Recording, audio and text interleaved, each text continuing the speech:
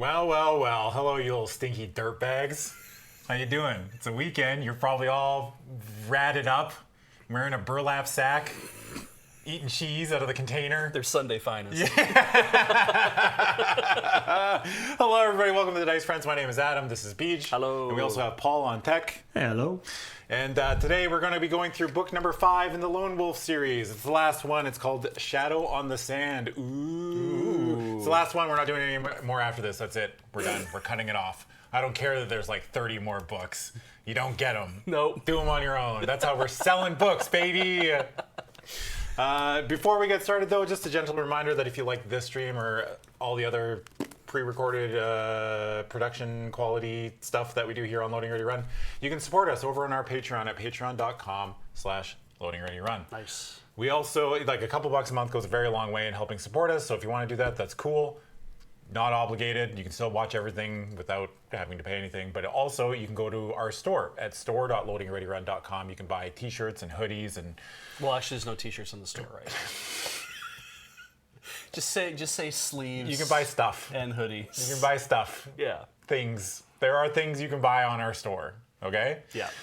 And this stream, specifically Dice Friends, is brought to you in part by our friends over at Dragon Shield. If you go to Dragon Shield and order some stuff and use the code LRRMTG5, it gets you 5% off on your order, and it's not that much, but you know, It is something. It is something. Yeah. And it lets them know that we sent you, which is much more important than any discount that you can get, because then they're like, wow, these Loading Ready Run people sure do send a lot of business our way. Absolutely. We should give them $1 trillion. Yes. Yeah. That's how it works, right? What I'm hoping. When you're good enough with a sponsor, like, whoa! And then they open up the briefcase and Yeah, money just there's blows just out. diamonds and emeralds for some reason. Exactly, They're like, why yeah. are you giving me precious gems? People have been rock hunting all summer. Yeah, and they're yeah, like, yeah. I gotta get rid of these gems. Yeah, all so these jewels. You can get all kinds of stuff, especially these little like dice trays, which are very cool. We use these for the Vampire the Masquerade campaign, Yep. and also some other stuff. So they've got little trays in them. They're very sturdy. They got like a clear sleeve here for putting stuff in. Yeah, like you know? your player sheets and stuff Yeah, like your that. character sheet. Very cool. Very. I like them. I think they're tight. Yep, they smell great. Yep, sure do. Yeah, free monomers. Yeah, they smell great. Also, if you're watching on Twitch, Young Prime, Young Fall, this is a gentle reminder that it is still the tail end of September. So gifting subs is cheaper in bundles. And also, for every 5 gift subs you get, our good friends over at Valorant will give us anywhere between 1 and some number of gift subs to match. It's random? It's random. Oh, I didn't know that. Yeah. It's definitely one, and sometimes it's more. Yeah. Okay. So, you know? I gotta be honest, like, we don't have an existing relationship with Valorant. No, We'd like not. to think that they're our friends. I mean, they're giving us subs, but I'll probably get along with them, right? yeah. I think if we sat down and had like a beer or some other sort of beverage. Yeah. Yeah. The people with Valorant, the robotic AI. Yeah, Valorant.ai. Yeah. Just sit down and have Imagine cheersing a computer. beep. Oh shit! I turned you off. Oh. All right. If you're watching on YouTube, I'm very proud that you made it this far. Your attention span needs to be applauded. Thank you. Very cool. Very good. Also, if you're over there on YouTube and you only watch stuff over there, you're not a Twitch person, you can like, comment, and subscribe, do all that stuff that everybody asks you, but you can also become a member to any one of our channels, which floats into the entire umbrella of Loading Ready Run, which is the main channel, Lure MTG, Lure Video Games, Lure Tabletop, And lure streams. Lure Streams. Yeah. So all that stuff, YouTube memberships, very cool. All right? I think that's everything. I think they got it. We got yeah. them all. Yeah, yeah, All right, yeah. I'm going to move these. It's just a severed head. You know, if we were going to do more of these streams, we could put things behind them every time, and you could scare people. Yeah, too bad we're done with this one. Yeah. Sorry. So yeah, if this is your first time watching this, we have been playing the Choose Your Own Adventure series called Lone Wolf. This is book number 5. This is the last book in this current arc. Right. From what I can see on the inside of the book cover, there are more arcs after this one. There's like 26 more books, I think, in the series. Jesus. I think they all, I'm assuming that they all have something in common with each other. Right. I don't know what, but This is the last book in this arc, but it's not the last book in this series. I'm putting bets on when you get to the end of the book, we die, but like in a good way. Like in like, oh, my legacy is secure. Yeah. You know, like I'm 95 years old and I'm the king now, and I've like, I've got like 3 wives and like 100 children, and it's like, there we go. And now I've trained them all to be Kai, and they all have mind blasts. They keep fucking with each other. Yeah. And then finally that one wizard that you abandoned in book 1 comes back and it's like, yes. He's actually a dickhead. And everyone's like, wait a second. We were totally supposed to be cool. When like my past gets dredged up by social media to haunt me. It's like, I heard that he abandoned a wizard in the forest 30 years ago. What do you have to say about that? Oh, I don't remember. You don't remember? How convenient. Were you on drugs? No. I was gathering twigs. Yeah, I was picking up sticks in the woods. I didn't see a magician. So last time, God, I can barely remember what we just did a book a week ago, and my brain is like. I think there's a recap in the book. Yeah, So that I mean, might there's help. a recap in the book, but I'm just trying to remember as an adult human being. Can I remember what happened a week ago? It was called The Chasm of Doom. Yeah, that's what it was. Yeah. Oh yeah, we were running to find Captain Duvall. Yes. We sent our king sent 100 people out, and then they all disappeared. Yeah. And then his idea was to send 51 more people out to find the 100. Yeah. And then we lost pretty much all 50 Yep. of those people. Well, because the idea was that there's like a big mine that periodically sends stuff to the castle, and Yeah. then they just stop sending things. Yeah. And It was like, so I'll just send out a bunch of people. you see, well, let's figure out what happened. And then it turns out that the mine had been taken over by evil folk. Yeah. Yes. I don't know who the bad guys. And they're It like was- from another city or It was from another. bad guys in red armor. Yeah. I remember the red armor part. The red armor guys. Yeah. Which- and then With the scorpion that looked like a lobster. Were Yes. they? Were they called just like bandits, or were they actually? No, they were bandits. Yeah, the yeah. bandit lord. Yeah, They were there's just bandits. The most organized bandits I've ever seen. yeah, because it kind of They had almost like a 401k. They were just like. It kind of felt like it was some other sort of country, but they were like, oh, we're all bandits, and it's Yeah. like you're not. I don't think, because you seem too organized. We're an autonomous collective. Yeah. They just wanted democracy. They're trying to overthrow the king for good reasons. You know? Yeah, I mean, kings are usually garbage. Yeah, Like, what is- exactly. who has a king these days anyway? No.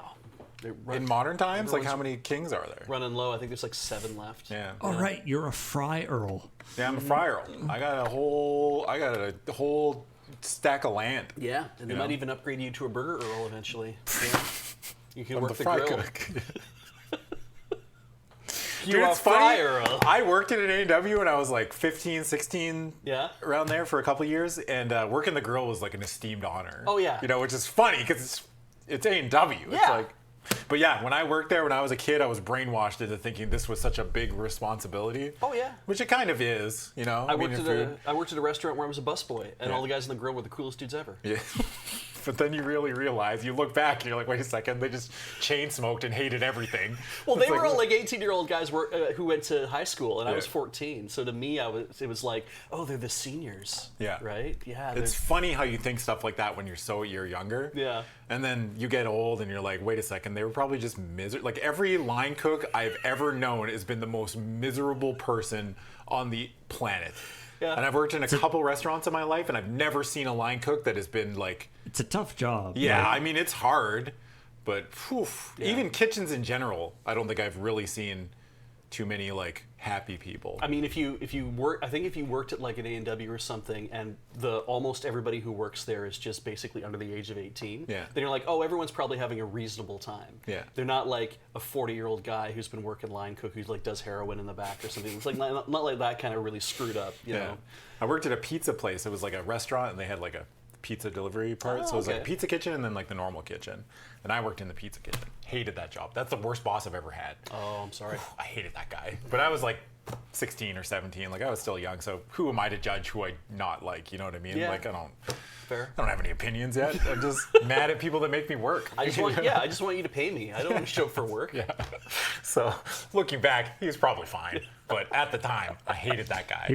He really came down on you for like experimenting and making different cool pizzas. Yeah, not really, no. But I've always been, I'm a noted cheese pizza enjoyer. I fucking love cheese pizza. Right. Like, don't put anything on it. Just give me bread and cheese and cook it. It's some sauce, And maybe? some sauce, Okay, yeah. some sauce. Okay. Yeah, some sauce. But I love, I think cheese pizza is peak. Because I was about to say, like, you just want a grilled cheese sandwich. Yeah, I love grilled cheese sandwiches. You know, like, Shit bangs.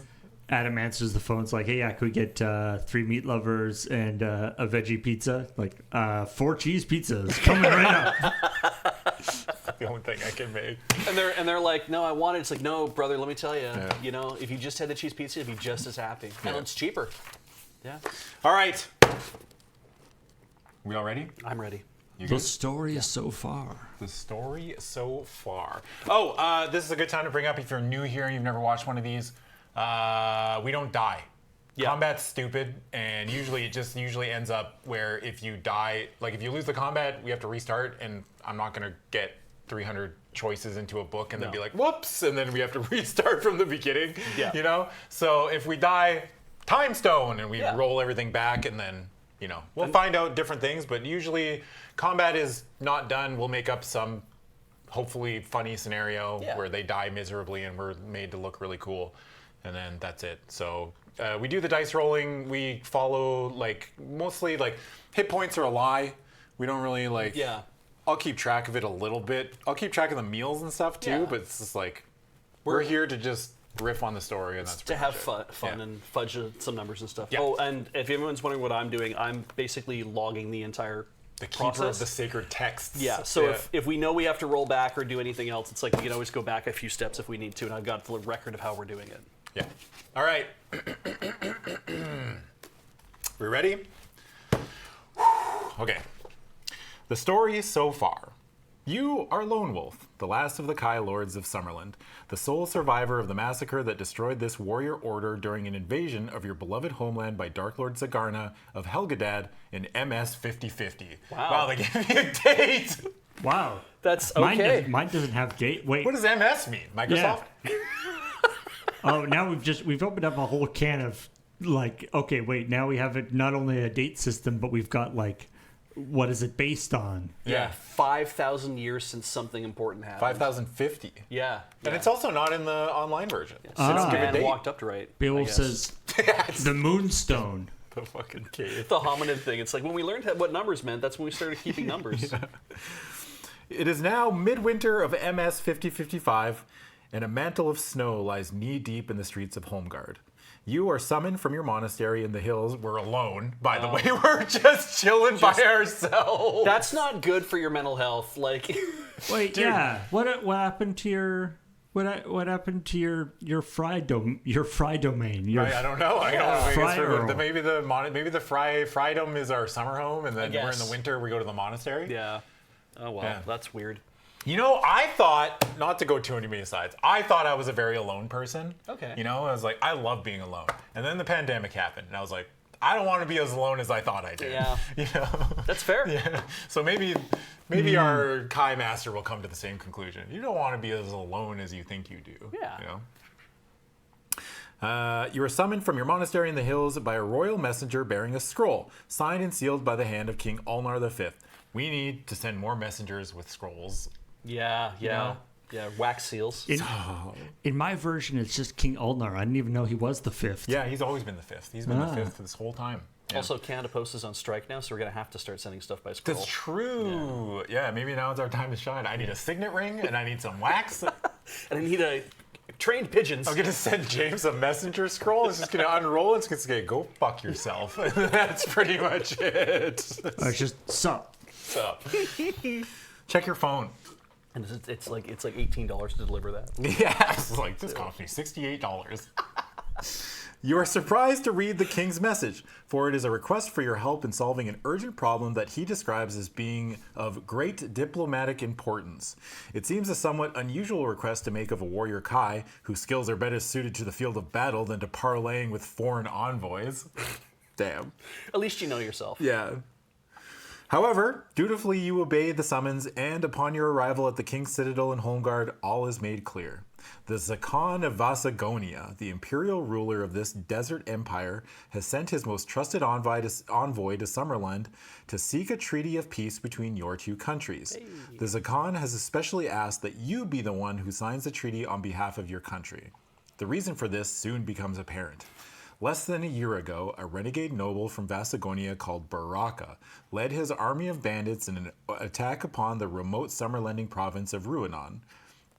This mining town and much of the surrounding land was overrun and destroyed. Many Summerlending lost their lives, and many more were enslaved and forced to labor in the mines of the Makin Range. When the regular convoy from Ruanon failed to arrive at the capital, King Ulnar sent you to investigate. A great battle ensued in which you defeated Baraka in mortal combat.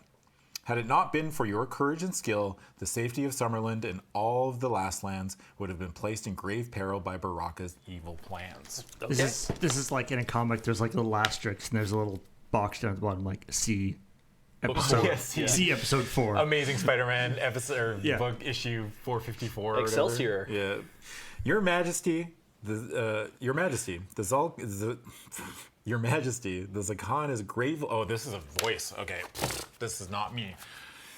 Well, Your Majesty, the Zakhan are gravely embarrassed by Baraka's foul treachery. He is most anxious that our valued friendship trust must be restored. He begs that you send the Kai warrior Lone Wolf to sign a treaty of peace with him at the Grand Palace of Barakish. Whimpers the Zakhan emissary as he kneels subserviently at the feet of King Ulnar. One of those well-known, vaguely Eastern European desert cities. Yeah, definitely not Marrakesh. Yeah, no, nope. Little concerned that Baraka and Barakish are very, very close. Yeah. Barakish. Mm-hmm. The king rises from his throne, barely able to conceal his distaste for the fawning envoy. He turns his gaze to you and bids you follow him to the privacy of an antechamber. I have no liking for this desert realm, Lone Wolf, but I like the prospect of war even less. The Zakhan is old and frail, and has no son to ascend his throne when he dies. Baraka was the one of many ruthless nobles who wait like jackals for the chance to seize power. I fear they have grown too impatient to allow the Zakhan to die a natural death. The treaty may not guarantee peace with Vasagonia once the Zakhan has passed away, but it will at least buy us precious time to strengthen our southern defenses. The king leads you to a window and points towards the harbor, barely visible through the flurries of falling snow. A Vasagonian galley is moored at the harbor wall. Go to Vasagonia, Lone Wolf. Sign the treaty and return quickly. Even though the Zakhan promises us peace, I fear the shadow of war may descend upon before the year is out. You wave farewell to Homeguard on this bleak midwinter's day, hoping to return in time to see the spring thaw. But as you watch the spires of Homeguard fade from sight amidst the falling snow, you are blissfully unaware of the perils that await you in distant Vasagonia. And boy, we're dumb. Yeah. Oh, we're so stupid, dude. It's when your guy's like, wait, what was that, narrator? Nothing. It's taken I gotta say it out loud because it's in my head. It's taken every ounce of energy not to say Vasaginia. No, yeah. That's fair. Yeah. There. Get it out now. I got it out. Okay. Yeah. Did we know that Baraka was from like a different? Wasn't From just Vasagonia? I think we were told rhymes with that. fun. Yeah, I think we were told that once. Yeah. They- Vasagonia has been mentioned. I think that's where that they weren't just bandits. Sorry? That they weren't just bandits. Oh, like in Yeah. the last book, did they mention they were from Vasagonia? I think so. I think they did. Yeah. Yeah, because when they started flying the standard and stuff, I think that was when we realized it's like, oh, that's Vasagonian, whatever, and it's like, okay, cool. But Yeah, we get gold. Oh, right, yes. Every time we start, he gives us a tiny purse full He of. gives us a little satchel of gold. I think Yeah. it's 10 to the number we had picked. So we go to the random number picker. 5. So we got 15 gold. Excellent. Considering you were living in a in the monastery or whatever, I guess you're not spending a lot of gold between adventures. Yeah. Yeah, probably not. Shouldn't be. Yeah. Unless we got like addicted to opioids or some shit. I don't know, man. I don't know what he's up to. I'm up assuming there. they're like trucking in like burrito fixins and stuff, and it's like, yeah, it's fine. You're putting it It's a into gold a month. like long-term investments. Oh yeah, into my retirement plan. Yeah. 401k. Yeah, I'm just gonna say that. Beej. 401k is so good. Yeah, it's true. Wow. We don't even have those in Canada. No, we don't. But damn, robbed again, man. All right. Oh, we got a new power, but we have all 10 now, so it doesn't matter. Oh, we yeah. are like the ultimate being. Excellent. We're Dr. Manhattan. We're gonna start touching people, and they go, Just woke up one day and we're like, oh, mind blast. yeah, ooh, Fuck. Okay. shit. Yeah, so it's got this. Yeah, if you successfully completed any other adventures in the Lone Wolf series, you already have combat skill endurance points. Blah blah blah. And Kai disciplines, you also carry any weapons or special items that we had in the last adventure. So yeah, we've got the fancy sword. Yeah. We still have the fire sphere, right? Yes, we do. We Should still have it, yeah. That's been super useful for a couple of Actually, that's the one thing that's like, And we've got like an amulet or something. Like, Yeah. what are all our special things? special items are. God, where are they written down? We still have that ticket. We've got that red pass from the first book. Oh yeah. Still, we've got the summer sword. We've got the fire sphere. We've got the blue triangle necklace. We have a diamond. Yeah. I don't remember how we got that. We have that silver helmet still. Nice. We have a scroll, but we don't know what's on it. Right. And we have the dagger of Vashna. Yeah. Yeah. All right. We got that We have last that time, I dagger. think. Yeah. Yeah. We stole it. We There's a stole all mystery this there. stuff. Like Yeah, people are it's like, all- "Oh, you have the triangle you stole." Dude, I It's like, love like fantasy books where like you're actually a thief, but we dress it up like you're the champion. Yeah. You know? It's like very good. All right. What you're saying when I am playing Legend of Zelda and I just wander to people's houses and break all their stuff and take all their. I'm the hero of time. It's fine. Sorry. Master Sword. You know, we are essentially Link, except Yeah. that our Master Sword can shoot a fucking if you, military grade nuclear that's fucking true. blast Yeah. at something. The Master Sword only shoots like a 1 hit point kind of thing. It's Yeah. and it does a little thing. Yeah. But not no, quite this as one's nice. like I point and make an Zot. effort. Zot is the noise. All right. So yeah, because you've done all the other books, we've got whatever We're a Kai Master. Kai Master. We've got all 10 disciplines. So if it ever asks, do you have this discipline? We say yes. We have it. Yes and. And All right. Oh, and do we get some cool new stuff at all? There's some equipment, but I didn't take any of it just because like it's all basic stuff. you do have this map. Yep. The map The of- color map's so good. The map of the empire, of the new empire. Look Yeah. at the cute kitty. Cute kitty. I wonder if that's where is that in my book? It's like near the back. It's usually in the front, but I guess not. Do we still have a mace, or do we jettison all of those? We threw away one mace. We had to get rid of one of them. I think that was because we needed to carry the dagger, so we threw away a mace so we could carry the dagger. But we might have thrown away both of our maces, actually, if the dagger and the sword now count as our The weapons. sword's just absurd. It's like a Yeah. +8 to your combat rate. It's kind of like if you're not trained in sword combat, it doesn't matter because Yeah. you've got like a huge bonus. But Yeah. All right. Oh, it might be important to know where this is like where the oases are. I'm On sure this it'll be map. fine. No one died of thirst in the desert. Did you find the map? Yeah, they give us a map. Okay. They're like, we give you a map and some gold. Okay, no, but I mean, did you find the map printed in the book Oh, no, anywhere? I didn't. Somebody's saying it might be on the dust jacket. Oh, yeah. Hell yeah. Shit, it is. Wow. Look at that. Oh wow, that's even fancier than my map. They even give me the scale in miles. Ooh. All right, time need to never pay attention to that one ever again. I feel like I need the scale. I want the scale in pages rather than miles. Oh yeah, how many pages to get from here to here? Yeah. Oh, yeah. I need it in pages, dude. All right. Okay. Okay, I don't want to hit the microphone. For 25 days, the Vasagonian galley sails a steady course from its home port of Barakish, or for its home port of Barakish, with only the briefest of stops at the Duranese harbor of Port Bax to break a safe but monotonous voyage. You use your time aboard the ship to good purpose, learning the Vasagonian language from the ship's crew. They are eager to teach you, asking only in return that you tell them tales of your adventures in the last lands. For many of the sailors, these are the most exciting stories they have ever heard.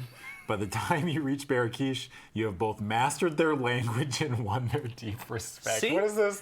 What is this isekai fucking Yeah. dog shit? 25 days, I just Duolingo'd my way into learning the Vasagonian language. You are quite the raconteur. I gotta also say that it's like that you guys are in good company now in chat because now you and these sailors have both heard the most exciting stories you've ever heard. Yeah, now. you're welcome, by the way. Yeah. I feel like maybe you edited some aspects out of the stories, like about how you abandoned your entire. Yeah, we don't talk about that. The 50 people I lost. I you know? heroically watched the prince die. Yeah.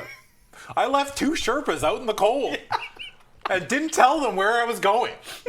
They're probably dead. But hey, I got this necklace. So. It is early afternoon when the ramparts of the desert capital are first sighted on the horizon. You push your way through the cheering crew and join the cheering crew. Fuck. I hate my character already. Any landing you can walk away from is a good landing. Yeah. Cheering crew and join the envoy at the prow of the ship. Beaming with pride, he hands you a telescope and invites you to view the land of his birth. The sight is breathtaking. You stare with fascination at the golden domes, the minarets, and green tiled roofs that are shimmering beneath the hot desert sun. And you marvel at the splendor of the grand palace which dominates this magnificent city. Then you notice something odd.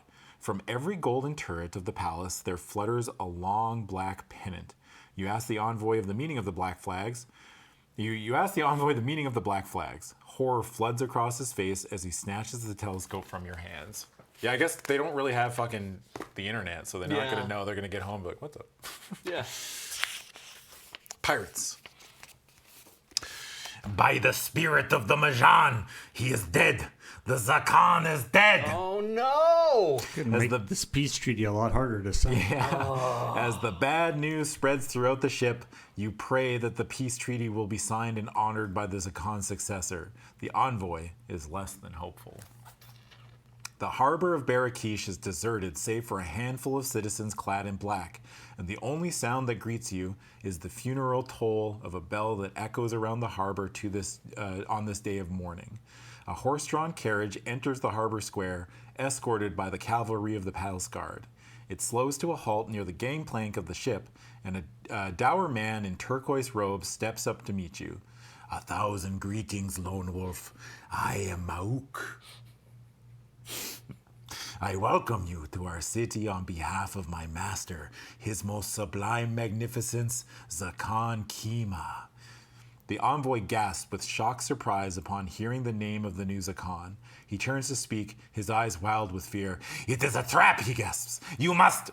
His warning is cut short by the blade of Mauk's dagger. Suddenly, scores of black-clad warriors emerge from the shadows of the harbor buildings. They are Shamazim, elite Vasagonian bodyguards. Quickly, they close in with their swords drawn, surrounding you on every side. You must act quickly if you are to survive this deadly trap. If you wish to make a stand and fight against these overwhelming odds, turn to 36. If you choose to surrender to Mauk and his warriors, turn to 176. If you decide to turn and run back to the galley, turn to 104. Run back. That's so good. All right, boys, we're going back. Yeah. 180, let's go. Pack it up. I got to see what happens at 104. I'm going to take a peek. Yeah. I'm going to take a peek, and if it keeps going, then we keep going. That's so funny. Wow.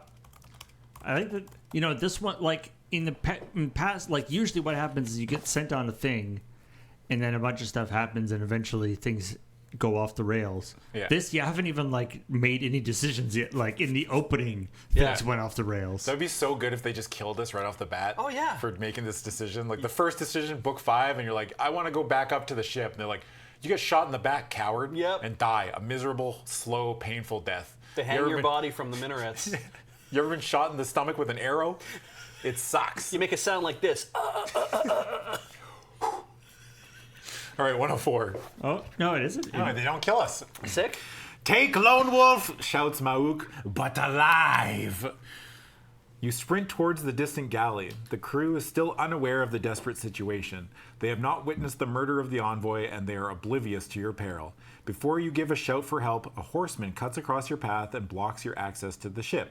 If you wish to attack the horseman, turn to 20. If you choose to evade combat by diving into the sea, turn to 142. If you decide to surrender to Mauk's men, turn to... I'm diving into the sea. That's so funny. Just gonna keep running away. Yeah, I'm going to keep... Well, I mean, part of the thing was, too, since we're not doing combat, I had to make every chance to avoid combat if I can. Right, because it's You know? more interesting. Yeah. It's more interesting to, like, try to avoid it. That's the plan. So we're jumping into the sea, 142.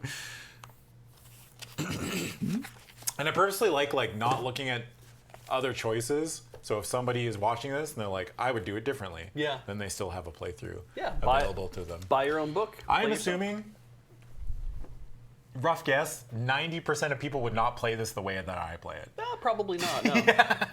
But I do like the idea of like, let's just run from trouble as much as we can. We're out of here, dude. You're like, you are the mighty Kai warrior, bred for combat. You're like, Yeah. I'm out of here, Yeah. dude. I'm not gonna fight 30 guys. Yeah, I'm done, dude. I may have a sword that can shoot fucking laser beams. Yeah. But usually that's what you do, though. You learn how to fight, and then you make every step to avoid how to That's right. not to fight. That's right. I'm just imagining the guys on the ship like watching through a telescope and you just being like, turn the ship around, go, let's go, we're going. It's like, what is he doing? You hit the water and swim submerged until the pain in your lungs forces you up to the surface. Shamazim are running in every direction. They're trying to surround the quay and prevent your escape. Gulping another breath, you dive again and swim towards a cluster of small boats moored less than 50 yards away. Awesome. Okay. Through the clear blue water, it is easy to see the rubbish that litters the bed of the harbor. They are the discarded mementos of scores of merchant ships that have docked at the quayside over the years. Or is it quayside? It's quayside, Yeah, isn't quay, it? I It's think, not yeah. quay. It's like I think it's quay. quayside. Quay, yeah. Yeah. I remember you saying this to me last time, and I just kept saying quay. Quayside over the years. These are all like used rubber johnnies, right? We know what all this detritus is that the merchants have thrown Yeah. overboard. Yeah. Yeah. He can't get to a city without, Somebody trying to kill my ass? Yeah. or without like bad mouthing the city somehow, being like, it's amazing city, but also it's kind of dirty. Yeah. I forgot that every city he goes to, it's like, it kind of smells bad. Yeah. It's not like Summerland, you know? Yeah, exactly. Oh yeah, the food's not right here. Yeah. The fucking birds. What was the... He just hated crows. Yeah, I forgot. Our character just fucking hates crows, dude. Oh man. And then also, I remember creatures. the one thing that will forever stick with me this book series is Cursed Ship, Doomed Voyage, or whatever the fucking sailors would say over and over again. Yeah. You guys got anything else to say? No. That's all you learned in Vasagonian on the way over here from the sailors. Is how to say it in that language. Clinging to the shaft of an old anchor is a strange jelly-like blob. A mass of short tubes stick out from its sides, and a long hook-like scoop hangs beneath its rubbery body. Without warning, the blob suddenly jets towards you, propelled by water from its massive breathing tubes. It is a bloodlug, a deadly predator, and it is hungry to feed on your flesh. If you have the Kai discipline of animal kinship, turn to 134. If you do not possess this skill, you can fight the creature, turn to 12, or you can attempt to evade it, turn to 95. Well, I do have the Kai discipline of you animal have a- kinship. Excellent. Bloodlug friend? Bloodlug friend? Finally, an animal familiar. Yeah. We just get a pet. We just has to stay in the fucking ocean. I mean, Bloodlug. a Pokemon. Let's be honest. Yeah. Yeah. Bloodlug friend. I will call you Luggy. You call upon your Kai discipline in order to force the creature away. The bloodlug swiftly changes direction and jets towards a small squid that has taken refuge in a large copper urn. You continue swimming and keep a watchful eye on the bloodlug as it engulfs and devours the helpless squid. Oh Jesus! Animal kinship. It's not all animals. Just some did they animal. make a point of pointing out the other squid? This poor, helpless fucking thing was chilling, minding its own business. It's like, oh no, a bloodlug. I'll hide in here. Yeah. Yeah. Oh, it's going after the human, thank God. All of a sudden you go, no, no, no, no, no. And the squid's like, what's that? Oh shit! What's he doing? Fuck, that's funny. Turn to 95. Whoa. All right. Another job well done by the Kai. God, there's some good art. I'm flipping through this book and I'm like, man.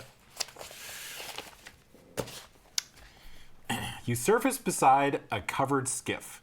Anxious to avoid the deadly scavengers that infest the waters of Barakesh Harbor, you haul yourself aboard and hide beneath the boat's canopy of woven rushes.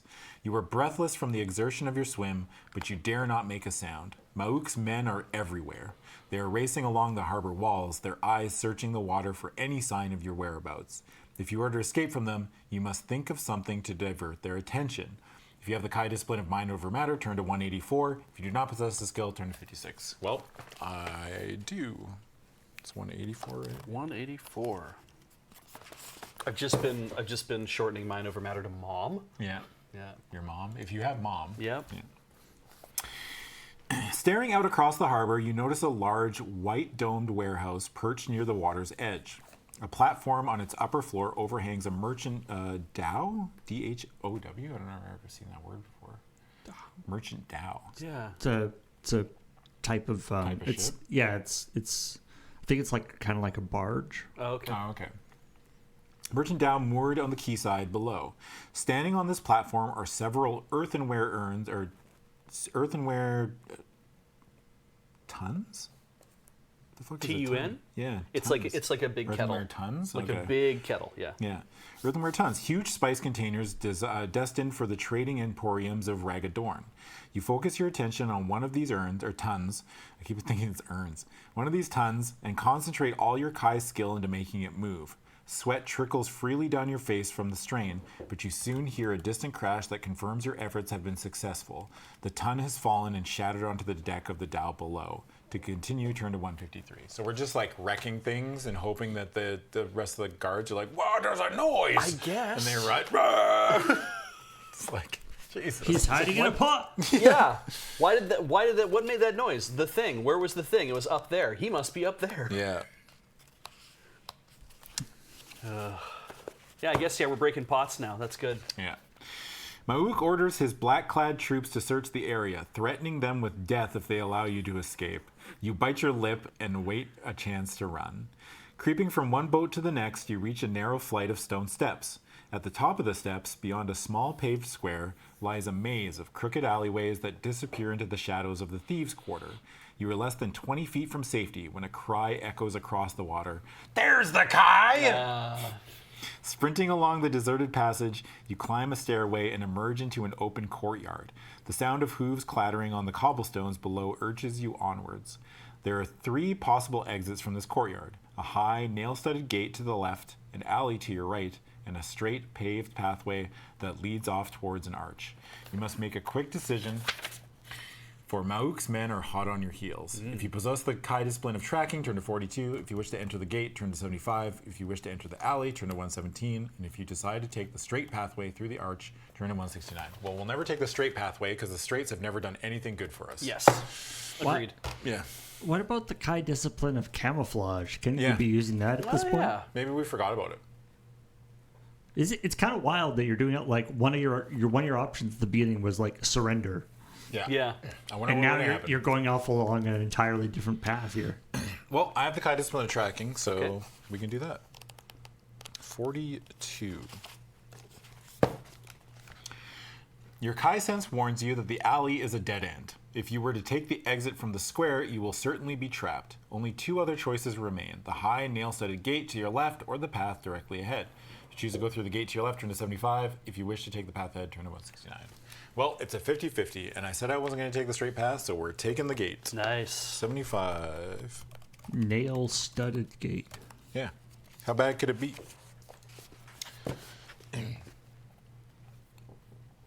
You twist the handle of the gate, but the gate is locked. You're about to turn and run when suddenly the gate flies open. A man appears in the doorway. "Quickly, Northlander, I will hide you." Swiftly, the man steps back to allow you to enter. If you wish to enter, turn to 24. If you wish to not enter the doorway, but climb the path towards the archway by turning to 169, or you can enter the alley instead. Dead end. Yeah. Yeah, go to the alley. That you I guess know. we didn't know. I'd rather be at a dead end than trust you. I'll trust him. How bad could it be? Yeah. I can betray him later, right? 24. The man slams the gate and draws the bolt. Seconds later, you hear the footfalls of the Shamazine as they come rushing into the courtyard. Go inside, whispers the man, pointing to the darkened interior of his house. I shall get rid of the soldiers. You enter the house and climb a staircase to a large, airy room which looks out over a marketplace. Long black flags hang from the windows of a hall opposite, and the sounds of mourning can be heard filtering through its open doors. If you have the Kai discipline of 6 Sense, turn to 147. If you do not possess the skill, turn to 196. Wow. You know, there is something to be said about dying and then an entire city just crying because you died. Yeah, You know, that's kind of great. it is kind of cool. Using the crap out of your Kai disciplines. Yep. Well, it's the culmination of all our hard work, Paul. You just got yanked out of that monastery like a month ago, so you've been really working them a lot anyway. I mean, I think it's been more than a month. It's been like years. They said it's been like a year since the last book to this book. Yeah, well, but when he called you to come, in, it was like a 25-day sale. Like he's like, hey, come to the So you had to have left the monastery. That's probably like a week to get to where the castle is. And he's like, now I need you to get on this boat and sail. Yeah. So yeah, it's probably been over a month since you got called out of your monastery. 50-55 is this book. Wow. So every book is about a year apart. Yeah. Neat. Okay, 147. Your Kai sense tells you to beware of the man who just helped you. He intends to betray you to the authorities for a few pieces of gold. Jesus. God damn it. On the internet, it's the PDF is a purse of silver. Oh, yeah. Yeah, that's different. That's cheaper. I love the hustle of a guy who's like, hey, guy running away. Quickly, hide in here. Hey, soldiers. The guy's in here. Like, That's doesn't funny. even pause. Yeah. It's like, don't worry, I'll get rid of them. And they're like, well, He's in here. Yeah. let me in then. It's like, no, silver first. Yeah. Yeah. Pay me first, I'll let you into my house. It's like, we have big swords. Yeah, they just stab his ass. Oh, I didn't think this through. Well, I'm going to escape the way of the window. Turn to 109. There's no way that, he might be trustworthy, but what if my Kai discipline is wrong? That's true. But Why it do hasn't you- been wrong I so mean- far. Why do you even have this discipline if you aren't paying attention to it? It's I guess? true. 109. Yeah. You drop to the street below and run across the marketplace towards the hall. The building is full of people, all of them kneeling in prayer. You notice an avenue leading off to the right, which ends at an archway that is too narrow for more than one horse to pass through at a time. To your left, another alley wends its way down to the harbor. If you wish to enter the hall, turn to 32. If you choose to turn right and head for the archway, turn to 169.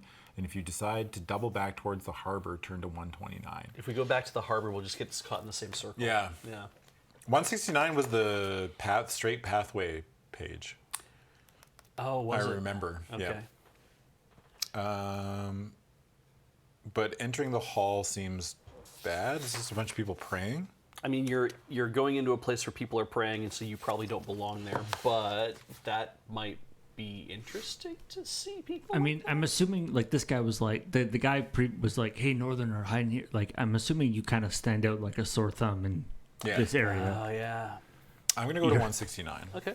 You are so not tanned. No. You're gonna go. Like, I'm 160 essentially like a Scandinavian, like, you Yeah. know what I mean? I would assume, like, some I mean, form of... you literally, it was literally snowing in your hometown. Yeah. You enter a broad street where vendors compete for space for their stalls beneath overhanging balconies. The market is crowded with people. They are all wearing a black sash as a mark of respect to the memory of their dead Zakan. Unlike in most of Barakish, business continues here as normal. You pass a stall that is festooned with black sashes, each costing 2 gold crowns. If you wish to buy a sash, pay the vendor and mark it on your action chart as a special item. Yes, I do want Great to buy idea. a black slash. It's a special item, so...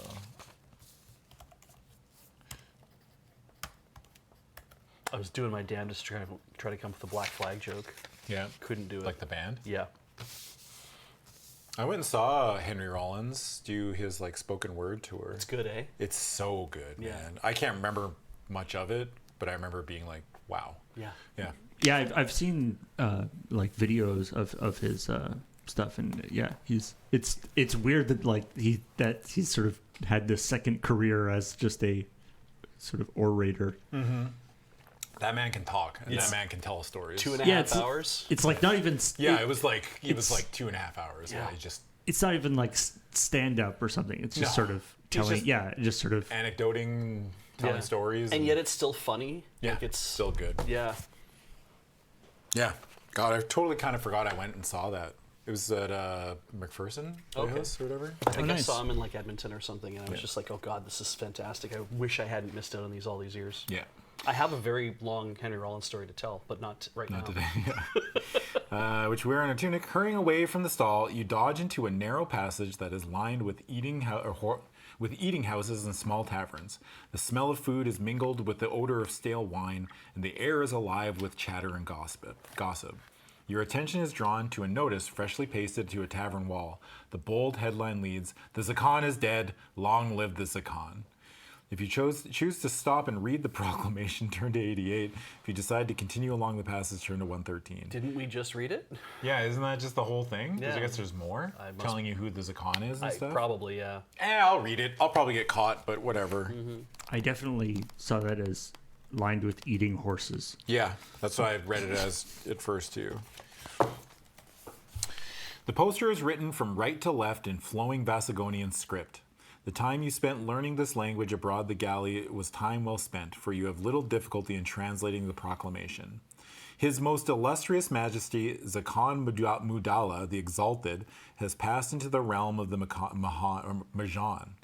May his spirit never die. By the grace of the Council of Kadi, the Funtal of Karakala, and the Judicar of Barakish, it is decreed that Kima, Emir of Ferufazan, protector of the Dry Main, shall be by right claim the throne of Vasagonia.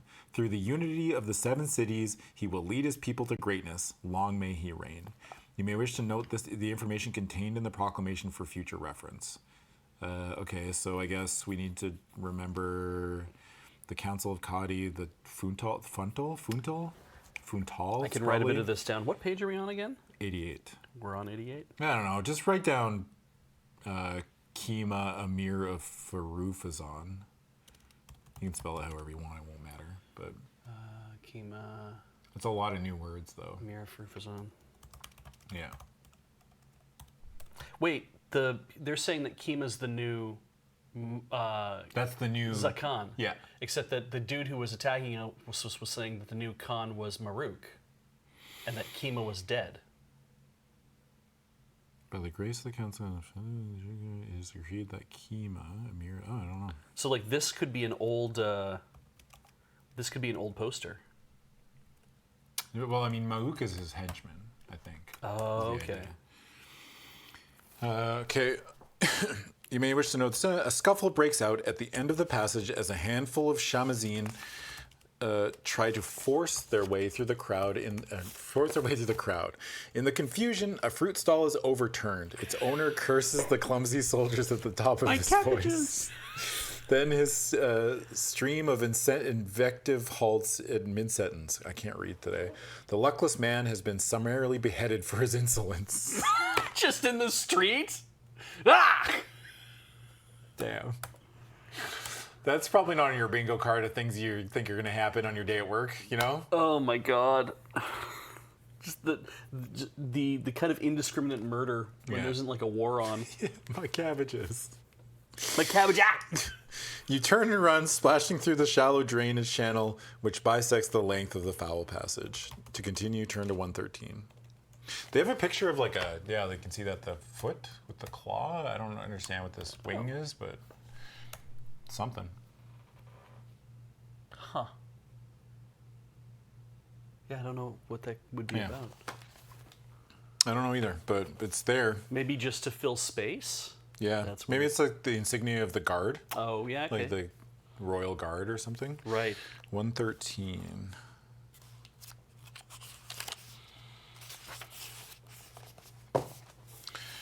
The The passage ends at a tree-lined plaza. You know you must find somewhere to hide, for your summer-lending features in your Kai cloak and tunic make you stand out like a sore thumb among the city crowd. We got a black sash on, though. Yeah. We fit right in. I don't know why we didn't buy like an actual like something to cover all that, right? Right, because everybody is like, oh, hey, your Kai cloak. Yeah. Yeah. That's how we get recognized all the time. To your left is a small dwelling with a curious wooden sign hanging above the door. It is carved in the shape of a fish. To your right, you notice a tavern. The sign above the tavern door seems oddly appropriate. The Hunted Lord. If you possess the Kai discipline of healing, turn to 53. If you do not possess the skill, you can enter the dwelling, turn to 157, or you can enter the tavern, turn to 188. Well, I have the Kai discipline of healing, so we might as well just find out what they got to say. Sure. You recognize the sign of the fish. It is the symbol of an order of monks known as the Redeemers. That doesn't sound good at all. We met them. Did we? Oh yeah, we did meet They gave them. us a holy hand grenade. Yeah, fuck. They gave us a grenade. Yeah. Right, They threw it at that guy and he just exploded. Right, He died. the Order of Healing Monks gave you a vial of liquid and didn't say what was in it. Yeah. A silent order devoted to a lifetime of prayer, pilgrimage, and the study of the healing arts. If you choose to enter the dwelling, turn to 157. If you decide to enter the tavern instead, turn to 188. Well, 157's got to be. Now that we have some information about this, Yeah. yeah. Maybe it'll be the same two people that we saved in, the last Oh, book. that'd be cool, yeah. The house smells strongly of burnt incense. You enter a narrow hallway lined with wicker-back chairs and walk slowly along the central aisle towards a fountain. It is flanked by a pair of massive orange-red pillars. A man, dressed from head to toe in black, appears from behind the left pillar and walks towards you. Suddenly, you hear Mauk's men enter the plaza. The noise makes you cast an anxious glance towards the door. The man sees that you are nervous and, without uttering a word, he points to a cellar door. If you follow the lead and hide in the cellar, turn to 16. If you decide to leave the hallway, you can return to the plaza by turning to 99. Well, nothing bad could happen getting into the cellar, right? Yeah, we should trust this stranger. Yeah, this stranger surely won't betray us. It's like We know he's not going to betray us because they didn't give us the option to have the Kai discipline of 6 cents or That's- whatever. Well, True, yeah, yeah. if you want to use 6 cents, like this guy's also going to betray you. Damn it! You rush into the cellar and hurriedly bolt the door. Pressing your ear to the gnarled timber, you listen intently to the noise of Mauk's angry soldiers.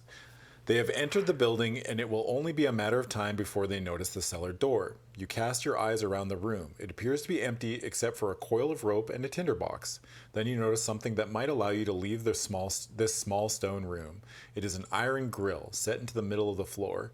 However, your hopes of making an easy escape are dampened when you catch your first whiff of the horrible stench that is rising out of this grating. If you choose to leave the cellar by way of the grill, turn to 51. If you decide to stay in the cellar, you can prepare for inevitable combat by turning to 123. I mean, I can't smell anything, can you? No, No. not me. 51. In your book, it's like it's empty except for a coil of rope in capitals and a tinderbox. No, it's not capitalized. It's just. Oh wait, yeah. Well, I mean the letters are capital. Yeah, that's true. Actually, it is capitalized like A that. coil of rope and a tinder. That's like, if this was one of those like text adventure games, it would be Oh, like, yeah. there is a coil of rope and a tinderbox here. Get Yeah. coil of rope. I think you already have rope and tinderbox. Also, think. what I find weird is it's a cellar, right? Yeah. It has one entrance and exit. That's the one that we came through. Mm-hmm. You store things in the cellar generally that you want to keep safe. Yes. There's a bolt on the inside of the cellar, as opposed to On the outside. Yeah. Why wouldn't you if you bolted this? Why from would the there even be a inside- bolt on the outside? Well, you'd want to keep people from getting into the cellar, maybe, but it's but no, Yeah. you wouldn't because you want to be able to freely go in and out of the Yeah, that's cellar. weird. Yeah. So why would you have a bolt on this except if it was for other purposes? This is a hide-in cellar. I guess I guess. I mean, why do you put a cellar in your house other than to hide refugees? that's true. You know? And cold goods. Yeah. Yeah. And apparently a path to the sewers. And yeah. Yeah.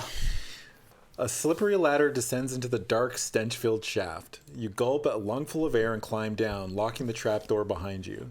When finally you reach the bottom of the shaft, your worst fears are confirmed.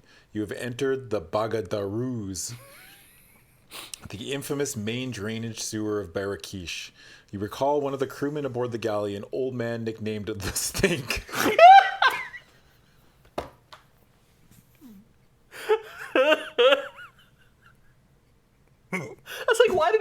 that word? Oh, must be because of the stink. Jesus. Oh, yeah, that's the stink. Oh, that's good. Fuck, that's funny. I did not expect them to just call him the stink. He used to have a name, and then we just... Oh, Jesus. God, man. Okay. Yeah. Hey, Twitch chat, you were on the Twitch chat, you did it! Let's see how trustworthy you are, huh?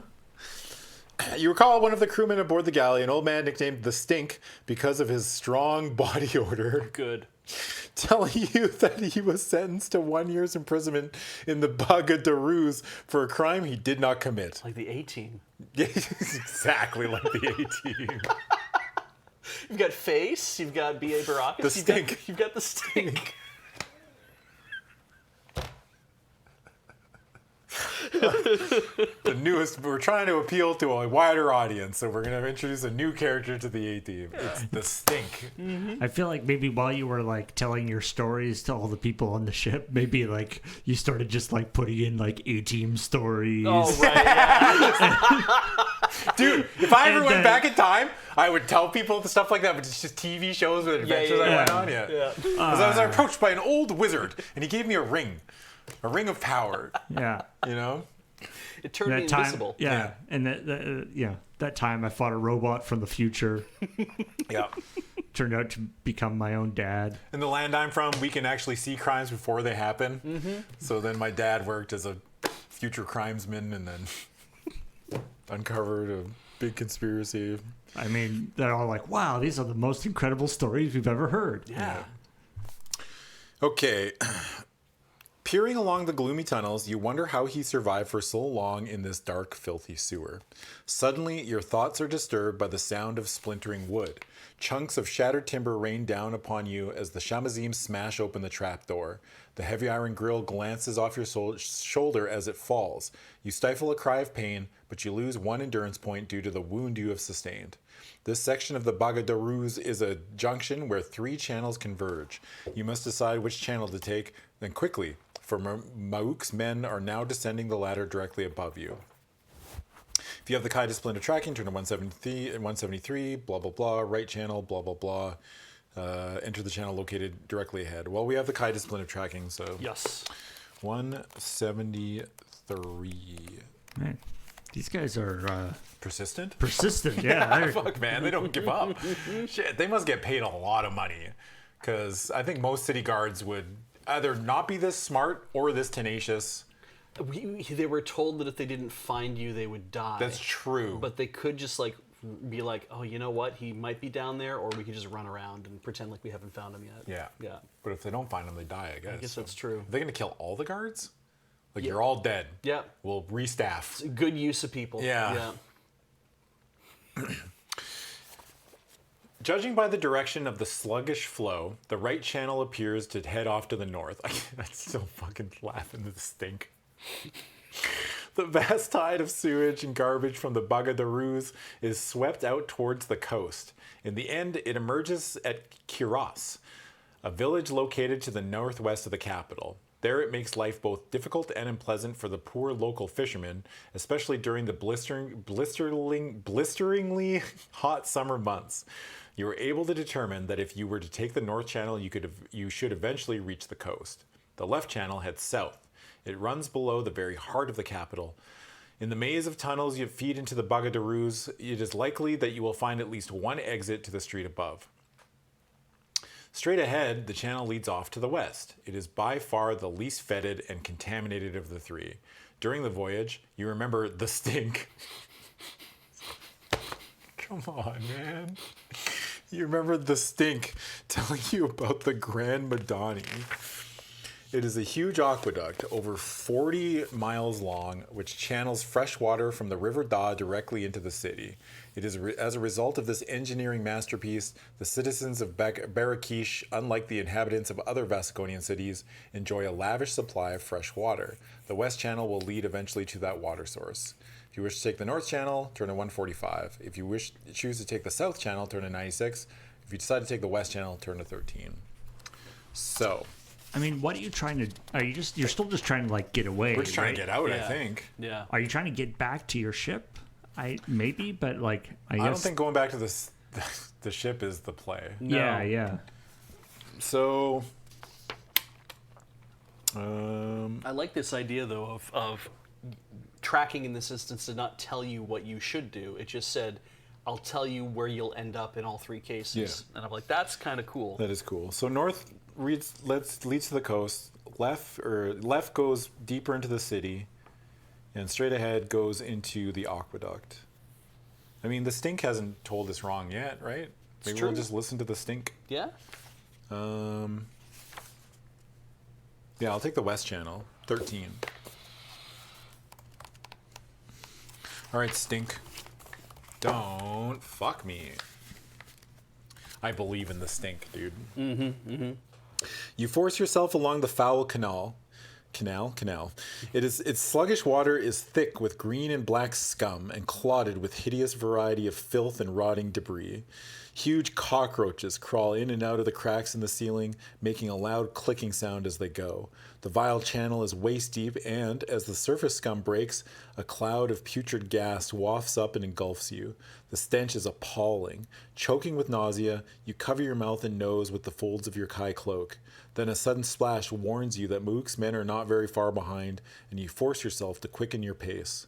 You have waded just a few yards further along the canal than when you hear a soft rustling noise that immediately makes you freeze.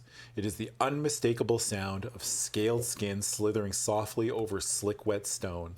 Your mounting fear turns to a blind terror when you catch your first glimpse of the creature that is advancing now towards you from out of the fetid darkness.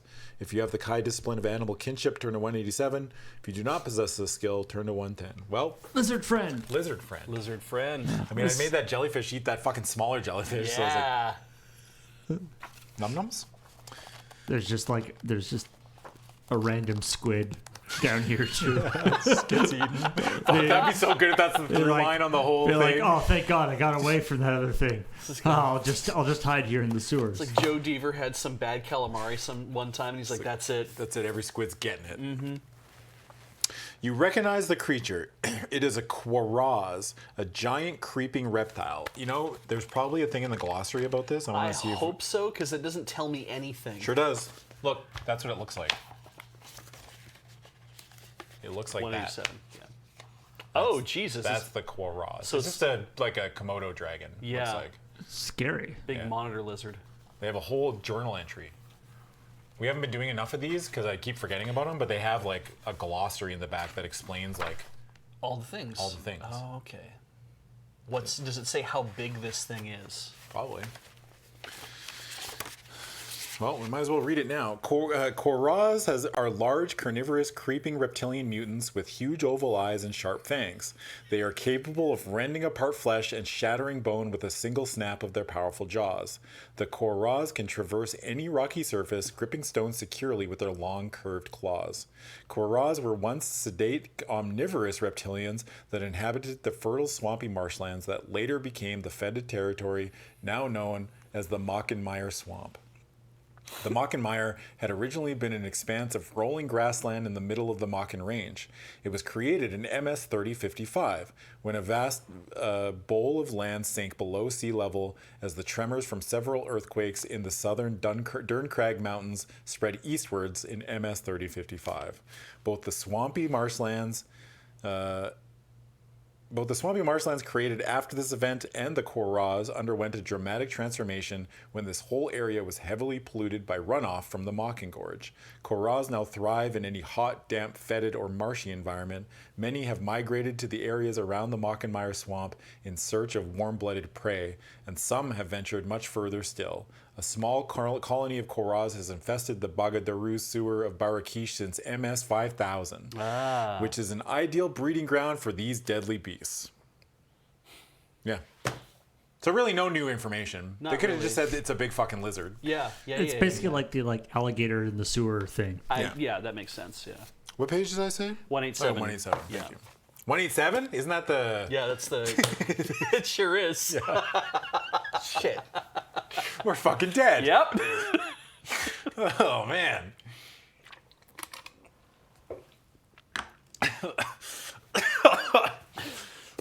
Oh, excuse me. Yeah. Was it 187 on a motherfucking cop? Mm-hmm.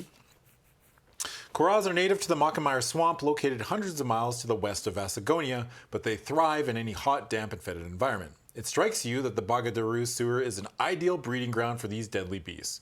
The Koraz moves along the ceiling, gripping the stone with its long, curved claws, its oval eyes opening wider and wider. That's just basically the entrance we just read, but said much shorter and more succinctly. At least now I know that it's able to like walk on the ceiling. Yeah, it's on the ceiling. Yeah. Fucking. What if we had alligators that could climb on the fucking ceiling? Like, that's terrifying. Yeah. Do they do anything else? They got big eyes. Also, like, an iron grate is not going to stop that from getting out. No. I don't know, just put a plank over it or something. That'll fucking stop them. Jesus. Koraz are very susceptible to psychic power. All right. There's no fucking way. Are they more susceptible than like other lizards? I don't know, man. Is that like a common? Are lizards susceptible to mind blasts? I guess they've been studied by scientists. Holy shit, I love that that's just a sentence that they put in there. Fuck, I love these old books, man. These are known to be weak-minded alligators. Yeah. By using your Kai discipline of animal kinship, you are able to persuade it that you are not at all appetizing. It soon loses interest in you. You watch with a mixture of fear and fascination as the huge reptile crawls along the ceiling and disappears into the tunnel. Suddenly, a fearful scream bursts out of the darkness. The Koraz has found a meal. Mauk has lost one of his men. A shiver runs down your spine, but your instinct tells you to press on while you have the advantage. To continue, turn to 17. Nice. Yeah. God, that's funny. They're very susceptible to mind powers. Yeah. Damn, that's me. Yeah. That's how they got them all to quit smoking. Hypnotize them into... Do people still do that? I think they do. That yeah. used to be a big thing in like the 90s. Yeah. Like they're like, yeah, get hypnotized to quit smoking. Everyone goes into a big room with like, you know, the man they call Ravine. Yeah. Yeah. I went and saw, there was a hypnotist that came to my elementary school. Really? Yeah, and they let them like hypnotize kids and stuff. They had like a big thing. They got people Wow. up on stage and they're like, I don't know if it was true or not. Yeah, but yeah. The kids did do things. Remember, like Graham and I went to a hypnotist guy at UVic, but I think Graham actually went up. It's one of those interesting things where it's like whether somebody is quote unquote hypnotized or not. Yeah. Kind of doesn't matter, right? Because it's like, oh no, I wasn't really hypnotized. I was just playing along. It's just funny. Yeah. Right? It's like but that's what it would be like if you were hypnotized, though, right? It's like That's true. Yeah, I meant to do that. Yeah. You would have thought at the end you would be like, yeah, no, I totally wanted to do that. And like, Yeah. are you sure? Are you sure? All right, I said 17. Yes, 17. Turn to 17. It takes some time for the fear and nausea to fully subside, but stoically you push on through the slimy water. Your iron will and determination is making you almost oblivious to your dreadful surroundings. You're so sexy. So fucking cool, man. Yeah, So stoic and They, fucking brooding. they added a bunch of extra description there. Yeah. The fear and nausea subside. You push on through the slimy water, almost oblivious to your dreadful surroundings. You also have 8 rock-hard abs and a firm buttocks and a huge dick. 2 huge dicks. You got 2 of them. And one of them shoots mind blasts. It's like, damn, bro. Fucking Jesus. Yeah, we get it. Look. God damn. Oh, man. So eventually you reach a junction where a wider tunnel crosses your route. If you possess the Kai discipline of 6 Sense, turn now to 47. Okay, turn now. Don't even look at the Right other now. options. Right now. God, if we ever wrote a book like this, it would be so distracting. Oh yeah, it wouldn't make any sense. Yeah. The problem that you run into when you write a book like this, ironically, is that you're trying too hard to get your shit in. Yeah. You know? That's like your true. dumbass jokes. So you have to like, I think you would have to dial me back. Yeah. You'd have to give me like a very fucking stoic editor who would be like, Adam, stop trying to make your dumbass jokes for the sake of making the dumbass joke. Yeah, a little too much. Yeah, it's too much, brother. I'm like, yeah, you're right. Got a little carried away. No. And I can't even, like, a lot of the stuff I would want to use, I can't even use because they use it in other books, like, not trying to be funny. Yeah. Where it's like the one that always sticks in my mind is the lever that had a knife blade on it. Yeah. And we didn't notice, and we're just like, ow! Fuck. Also, like, making, like, a Choose Your Adventure book that requires you to read, like, 20 other Choose Your Adventure books to get all the jokes in. Yeah, that's true, actually, yeah. Might not be that successful. You know, I didn't think about that part, but fuck, you're spitting today, Paul. Goddamn. All right. You have a strong feeling that more it's such a hard word to say. You have a strong feeling that more Quorras occupy the North Tunnel. You sense that it leads to a lair. It could be suicidal to go that way. Therefore, you decide that you must make one of the remaining routes instead. If you decide to continue along the West Tunnel, turn to 73. If you choose to go south along the New Tunnel, choose the 128. So we don't want to go... Okay, so north is out. It's south or west. Yep. And then we took the tunnel that was going to the coast, I think, or... deeper. I can't remember which tunnel initially we took. Well, the tunnel we've been heading along is so we were on 47. Okay, so we were continue along the west tunnel. Yeah. The west tunnel was, I think, leading to the aqueduct. Oh right. Yeah. We'll keep going that way. Okay. I believe in the stink, dude. So I wanted to just go back and see. It's like if you chose the North Tunnel, just like you're dead. Oh, but apparently not. No. Oh, no. Fascinating. That's too bad that we can't just like run headfirst into the lair of the Quorras. Yeah. You know? Just like I guess. Well, now we can't because we used our sixth sense. Yeah, I like the sixth sense. It's like it doesn't even give you the option to go that way. Yeah. It turns your 33% into 50% though. Mm-hmm. The stench of the sewer begins to fade and the water becomes less polluted the further you explore in this direction. The sound of Mook's men is faded and now only the constant gurgle and rush of the fetid water fills your ears. Excuse me. Suddenly, your foot is caught by something and you are thrown off balance. Half buried in the sludge of this tunnel floor is a rusty suit of armor. Turn to 94. Captain Duvall's armor. Oh, no. I can't even remember how to do his voice. Shit. Hey, Tabletop, help me. Oh, no. That would be interesting coincidence. 94. You fall face first into putrid water. The oily slime fills your ears and nose and chokes in your throat. Quickly, you break the surface and struggle onwards to a narrow walkway. But upon reaching this place, you find that your arm no longer functions. What?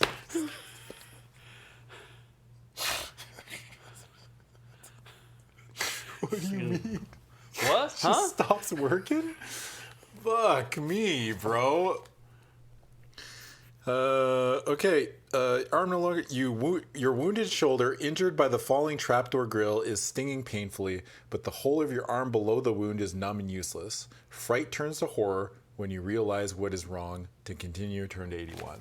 Is there like something hanging off your arm that like is like sapping your strength? Maybe. I guess. Yeah, when is it the thing fell on us when the guards were coming after us? We took a. We took a. Oh yeah, arrow we to took the knee. one. Yeah. Yeah, we took an arrow to the knee, brother. 81, huh? Which, yeah, I mean, I would climbing down the thing and then just like waiting at the bottom and yeah, probably not the best move. no. You recognize the symptoms of limb death.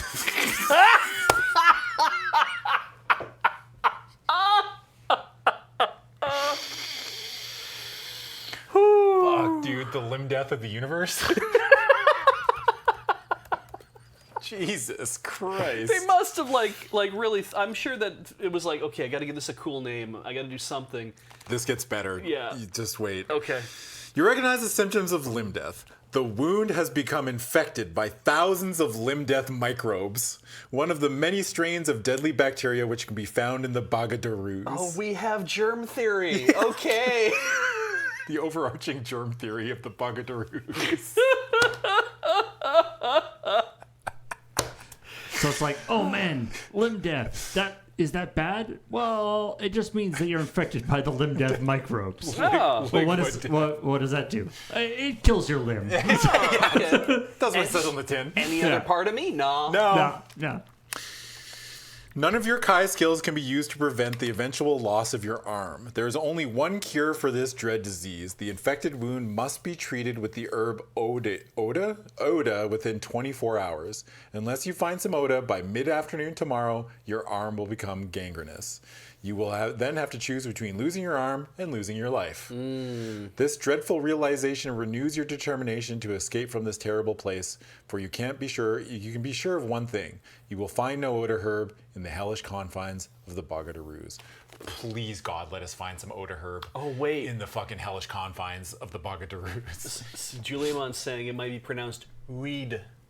Oh, might just be weed. Fuck, it might be weed. We gotta find some dank ass weed. We got dispensaries now, brother. Just go to the fucking store. It's easy. You just show up and you're like, you buy something. Yeah, and then you know, and after you have some 24 hours later, you're kind of like, oh shit, dude, I think I've got limb death. I can't move. Oh no. Fuck. Yeah. Oh no, I've got limb death again. I need some more of that weed. You ever had limb death? You ever had limb death on weed? Guy I should watch that again. Guy at the dispensary is just like, dude, you can just you don't have to keep pretending that you've got the limb death thing. You can just buy the stuff. You can just have it. It's okay. It's legal now. Yeah, it's legal, brother. It's just we're selling it over the counter. Oh man. Fuck, that's good. It's like you're never gonna find it here Unless you find some weed by mid-afternoon tomorrow. Is a very funny sentence. You're still gonna lose your arm, but you just won't care so much. Yeah. I will say the first 3 books of this were kind of whatever, but these last 2 have been bangers, dude. This one's been just great so far. All right, so we gotta go to 166. We gotta find some weed to cure the limb death of the universe. And then it's off to the White Castle. Yeah, get me a cherry Coke. You need your numb arm in an effort to massage some life back into it, but it is useless. The muscles are limp and nerveless. The only consolation is that it is not your weapon arm, but as long as you are suffering from this disease, you cannot use a shield of any sort. Deduct 3 points from your combat skill. These lost points may be recovered if you ever should regain the use of your arm. That's ominous. Mm-hmm. You turn your attention to your surroundings in an effort to find some way of escaping from this nightmarish sewer. The passage ahead winds and curves like the bowels of a giant snake, and the foul air that drifts towards you is hot and humid. You have shaken off your pursuers, but you now have the problem of your paralyzed arm to solve. Turn to 55. So like this, like you could have surrendered. Like this is like a whole separate. They've got like a whole branching story. I mean, maybe you would have escaped and gone off and done this anyway. But Yeah. Oh yeah.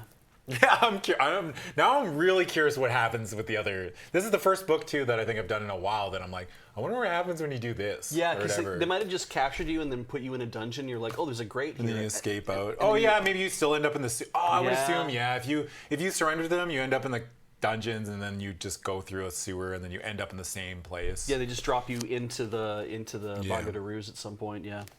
55. That's definitely the kind of, in order to save on space in a book, to be like, oh, I think you well. have to do stuff like that, though. Right? Also, I do like the passage ahead winds and curves like a giant snake is what I have, and yours is the passage ahead winds and curves like the bowels of a giant snake. It's like, really? Did we need that? Yeah. The bowels of the snake curve with the snake, right? Yeah. It's the same shape. They're practically the same thing. Okay. The temperature rises steadily until you are bathed with sweat. Ahead, you see a chamber filled with steam that is rising from its bubbling floor. You are about to enter the chamber when you catch a glimpse of the danger awaiting you there. The stone walkway comes to an abrupt end just a few yards into the chamber. 10 feet below, lying before you like the surface of a huge bubbling cauldron, is a Tarsork, a Vasagonian mud geyser. Ooh. Just a mud geyser down here, fucking Jesus. I've had that happen after some bad food before. What are we paying taxes for if there's still mud geysers down in the sewers, you know? You've learned a lot of like really specific local knowledge. Yeah. These geysers are common in the northern part of the desert realm. Much of Vasagonia is geologically unstable. Yet, although the land is subject to constant earth tremors, these rarely result in much destruction. The Vasagonians call these tremors tassadophium, which, when translated into Summerlending, means the wrestling gods. This particular mud geyser has been put to a practical use. It provides a constant source of heat for the dwellings built over the chamber. The steam from the tarsork rises into a pair of huge circular chimneys in the dome ceiling, which in turn feed heat and power to the buildings above. Your only way out of this chamber is by climbing one of these great chimneys. Although there are no ladders, the rock-hewn chamber wall offers you many footholds. If you choose to climb the left chimney, turn to 162. If you decide to climb the right chimney, turn to 23. Coin flip. Choose wisely. 23. Let's go right. One is a chimney, the other is the outhouse. Yeah. People just like to have a warm seat in the outhouse. The climb would be easy if it were not for the scalding steam. Who could have guessed? And your limb death arm. Fuck how we climb with one arm. Holy shit, that's funny. It stings your face and hands, making the skin puffed and sore. Lose 1 endurance point.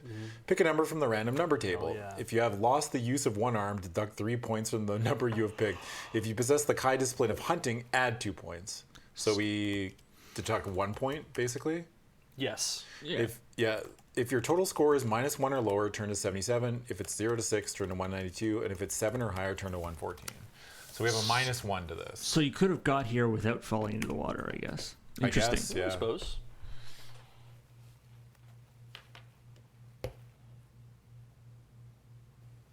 It's either a 5 or a 7. 7. Sure. -1. 6, yeah, 192. Ooh, still just a... I mean, it's the same. 5 and 7 are the same number answer, so it doesn't matter. 192. Well, 7 is the next one up, but... Yeah, but But we had to deduct 1. yeah, Right, yeah, I had yeah. hit an 8 or higher. Yeah. 192.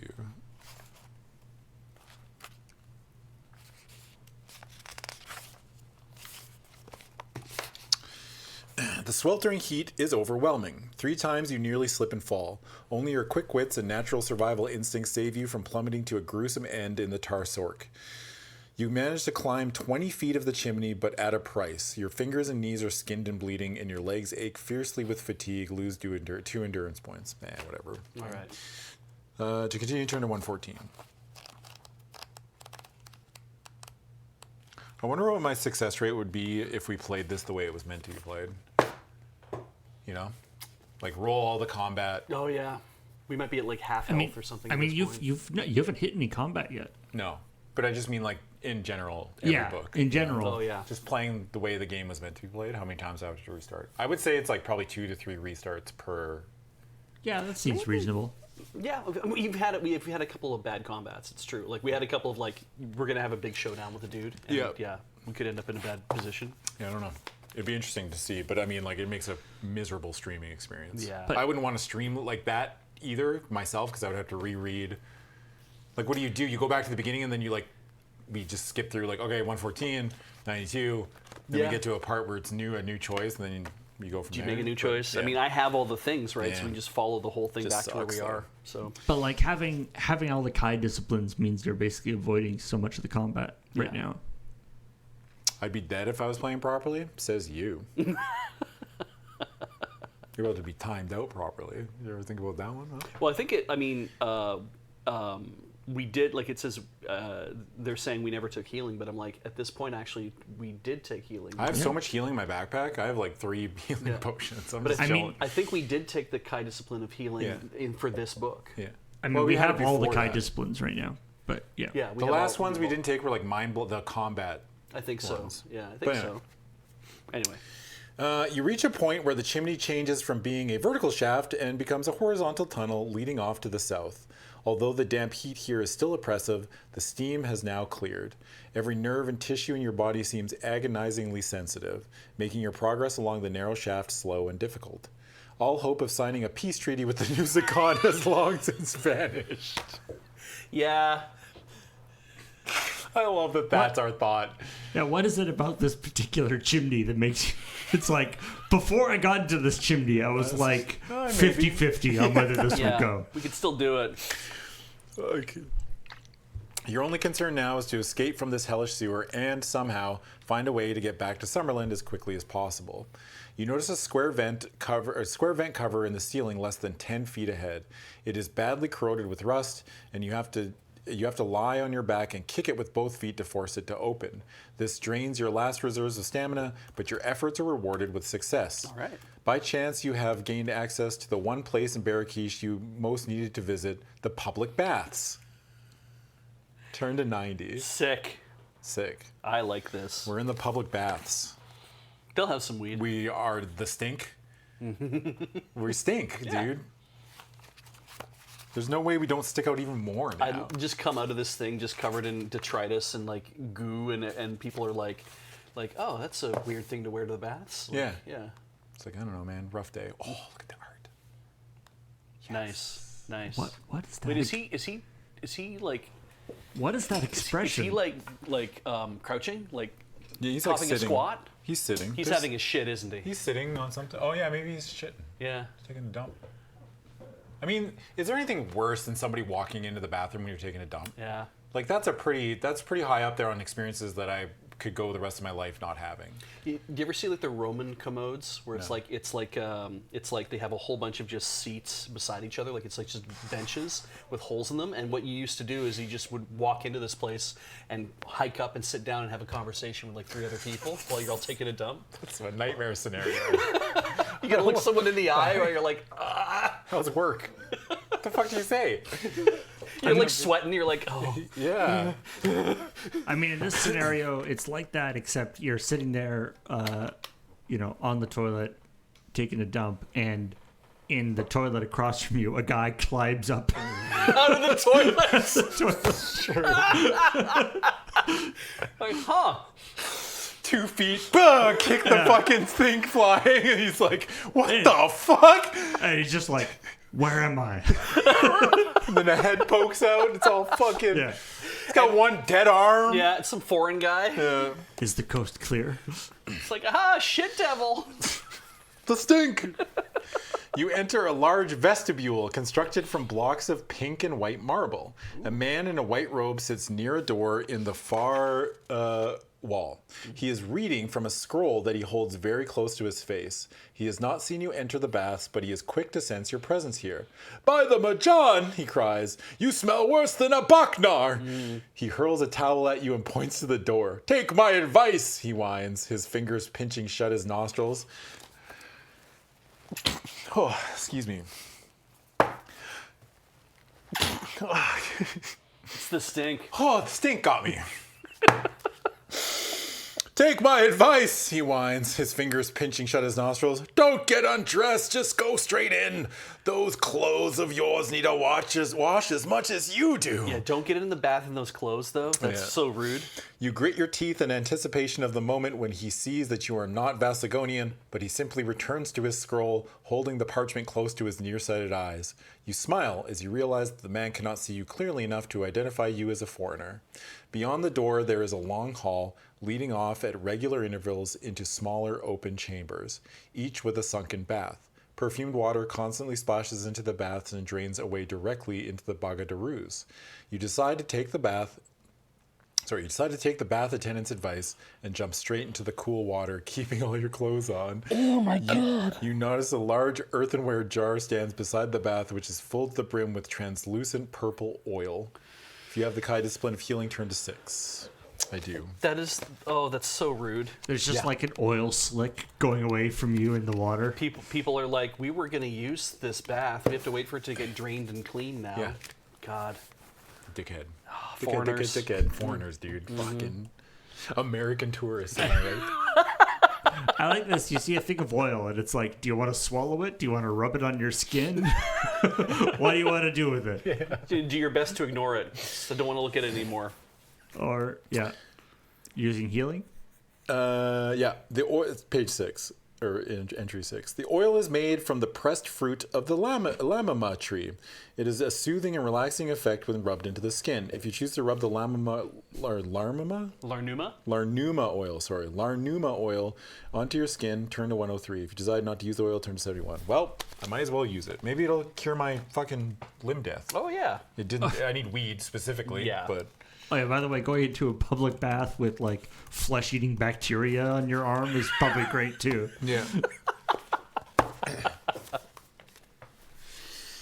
gradually, you feel your muscles relax. The oil soothes the cuts and bruises which cover your body and restores 2 endurance points. Make the necessary adjustments on your action chart. To continue, turn to 71.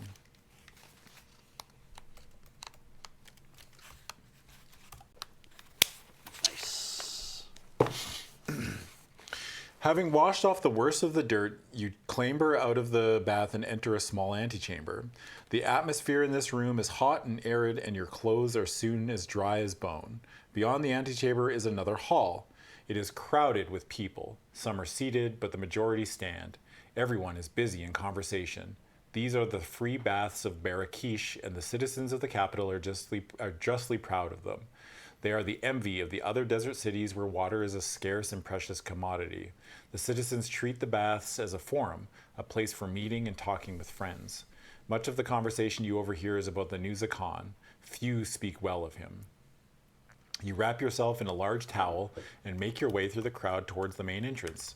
If you wish to keep the towel once you are outside, you must mark it on your action chart as 2 backpack items due to its size. We just went to a hotel and stole the towels. Yeah. Oh shit, this is nice. I should keep this with me. Fuck. It's a good towel. I paid for the room. Do we even have room in our backpack? No. Okay. It takes up 2 backpack. I'm not making room for the towel. Okay. Dude. Continue, turn to 54.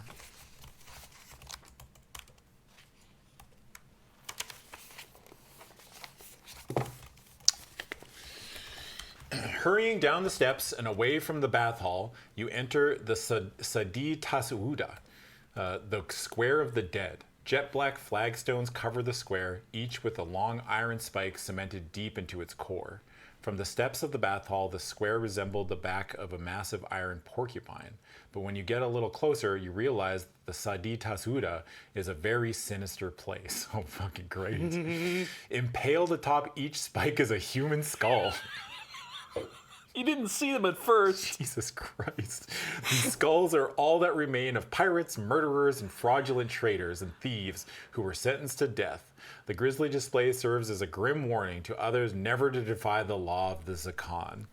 As you reach... This is right outside the bathhouse. Yeah. Yeah. Where else would you put it, Paul? It's like, have a bath, but remember, do not defy us. Yeah. As you reach the far side of the square, you brush against a spike. Fresh blood is smeared across the arm of your tunic, staining it dark red.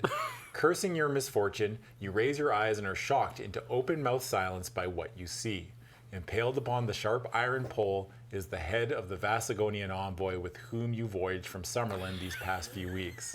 And on either side of him are the heads of all the galley crew. On each of their foreheads is freshly branded one word: traitor. Why?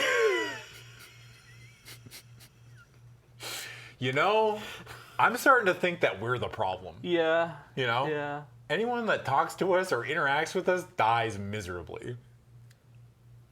Oh my god. You know? Oh, the stink is dead. Oh yeah. They got the stink, dude. That sucks. He stank his last stink. Oh well. Yeah. Oh well. Pour one out for the stink.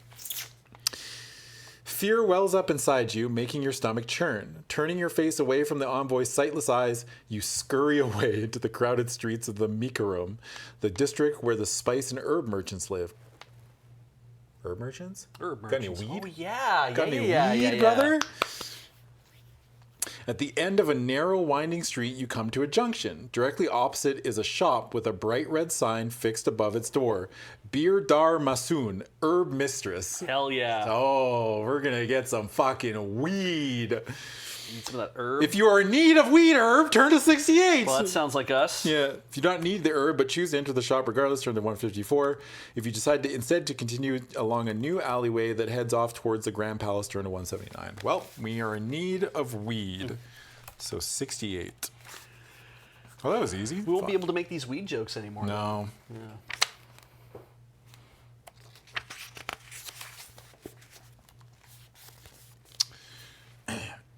You part the curtain of beads that is hanging in the doorway and enter the cool interior. The lifeless arm that hangs uselessly by your side is taken on a bluish hue. Fear returns to gnaw at your insides. You must find the weed herb to cure the disease, or you will surely lose the whole limb and possibly your life. A woman appears from the shadows of the counter. She has piercing green eyes, and her red hair is raised on top of her head, bound round with rings of veined jaden. "Welcome, Northlander," she says in a voice both soft and clear. "How may I serve you?" You hesitate before replying, "Weed." She narrows her eyes and casts a glance at your injured arm. "I cannot help you," she says sorrowfully. "Weed is now a very rare and precious herb. I would have to sell my shop and all my possessions in order to buy just one small pouch of weed. There is only one man in Barakesh rich enough to possess this herb, the Zakan himself." Sweat breaks out upon your brow as your fear grows deeper. "What little weed there is," she continues, "is kept in the Grand Palace under lock and key." You ask if there is any other herb that can cure your arm. She shakes her head sorrowfully.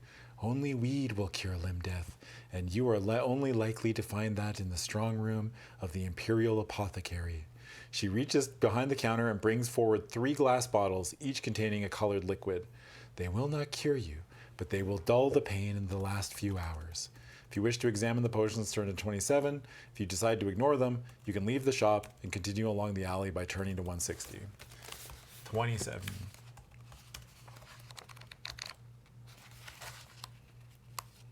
That's so funny. There's no weed. Yeah. The Emperor has all the weed. Like, fuck. Stands to reason. Each of the 3 bottles has a label, which is handwritten in green ink. Larnama oil restores 2 endurance points per dose, 3 gold. I gotta buy it? I guess that makes sense. Yeah. Lomspur restores 4 endurance points, and Rindalim's elixir restores 6 endurance points per dose, 7 gold crowns. You may purchase any of the above. There is 1 dose each at the price listed. All of the potions are backpack items. I'll buy one just because, but I don't think I think I have 1 slot here, yeah. So I'll buy the big one. The Rendalim's elixir? Yeah. Okay. I mean, I guess you haven't really been tracking your endurance, but you have taken quite a few hits just from random stuff that's happened to you over the time. I have so much healing still. Yeah. Like I have 3, but I think more it's like if I have to give someone something, Yeah. like give Right, them one right. of your healing potion. And we rubbed some Larnuma oil into us already, and we got a couple endurance points back. Yeah. So, True. yeah. We're only down, I think, by a couple. Doesn't really matter. True. The herb mistress then escorts you to a side door. "I sense your despair, Northlander. I pray that you will find your cure." As you leave, she offers a word of advice. "The guards at the north gate of the Grand Palace can be bribed." You thank her and leave by the side door. It opens into an alleyway that runs alongside her shop. To continue, turn to 160. We just literally spent all of our gold buying stuff from her, and then she's like, "You know, you can bribe the guards." It's like, fuck. Dude, she fucking future endeavored us. She's like, "I wish you luck with the limb death." Smack. You know? It's like, damn. Fuck. You want to take a quick break? Yeah, we should here. That's Good a good idea. idea. All right, we're going to take a quick commercial break, but we'll be back in a few minutes for more of whatever this is.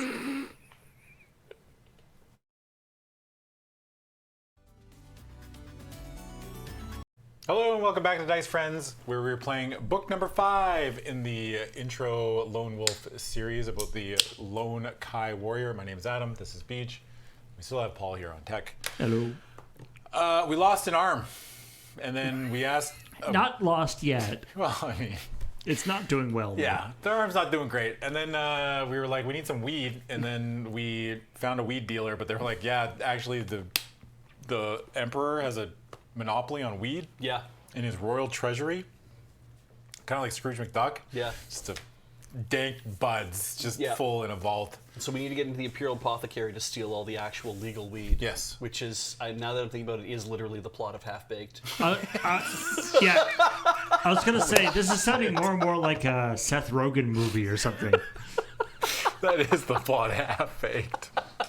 Fuck. Fuck, that movie's so good. I wonder if it holds up. I don't know. Do you remember the one scene that always sticks is where he kills the horse? Oh, I don't He remember. kills fucking that one. I can't remember the name of the comedian. Harlan something. Harlan Williams? Harlan Williams is the cop. Oh. And Dave Chappelle feeds the horse. Somebody, I think it's Dave Chappelle feeds the horse something, and the horse dies. And he's my like, God. "Officer down!" Fucking, God, dude, butterscotch. Yeah. God, that movie bangs, dude. Oh. Okay, so we all ready? Everybody got water? Yes. Important, stretched. I got water. Me That too. feels so good. God bless water, you know? Yeah.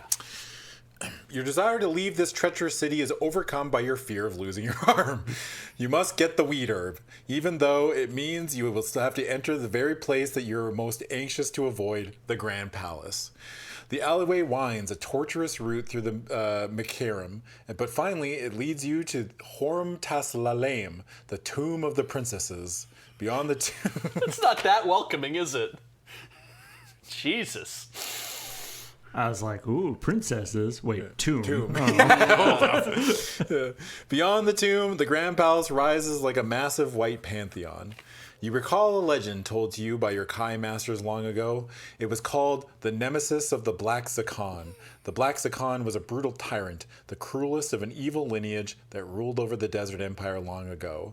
The barbaric excesses of his reign have never been forgotten in the Last Lands. The Grand Palace was built by his army of slaves, prisoners from countries he had conquered in war. The palace became his obsession. He personally oversaw its entire construction and punished the workers personally if there was the slightest delay. He butchered his subjects indiscriminately and in the most terrible fashion. His favorite form of execution was for the victim to be sawn in half from head to foot until the body fell in two pieces. Why? It's like right down the middle. Yeah, but Jesus, like... However, it was the mass execution of the slaves who built the Grand Palace that made him truly infamous.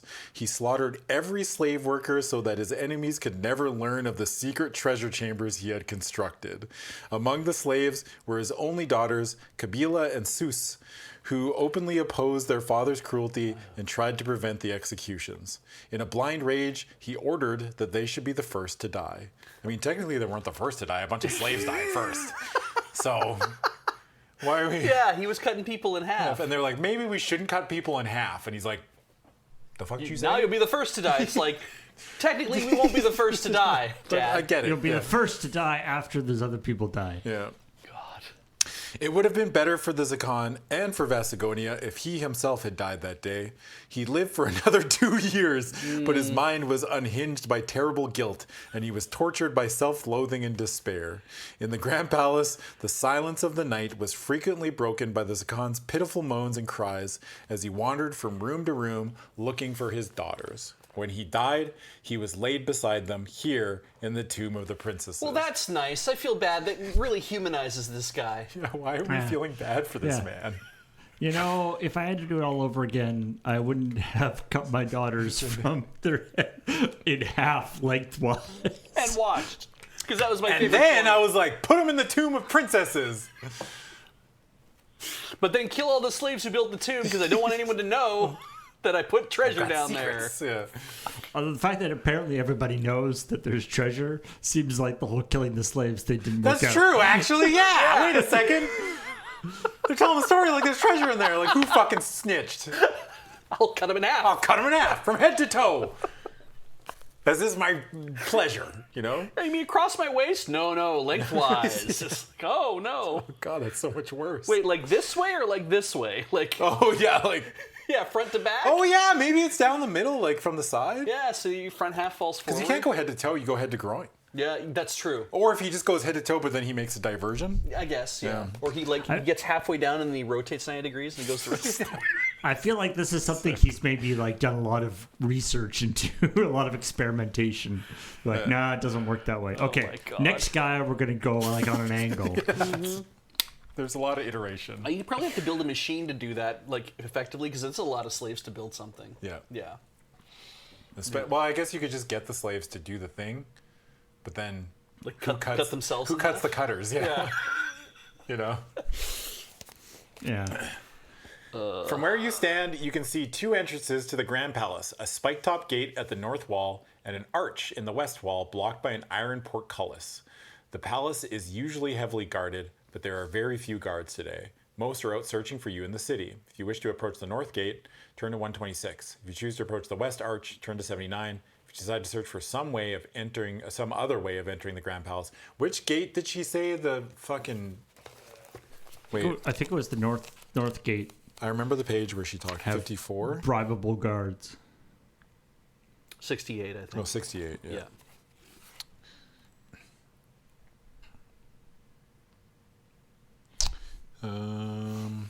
Hold up. This is important. 20. Then we went to 27. Yeah. People are saying the north gate was bribable, but let's confirm. Yeah. The guards at the north gate of the Grand Palace can be bribed. Yeah. North gate. The north gate is where they put all the bad guards. Yeah. That's the way it always works, Paul.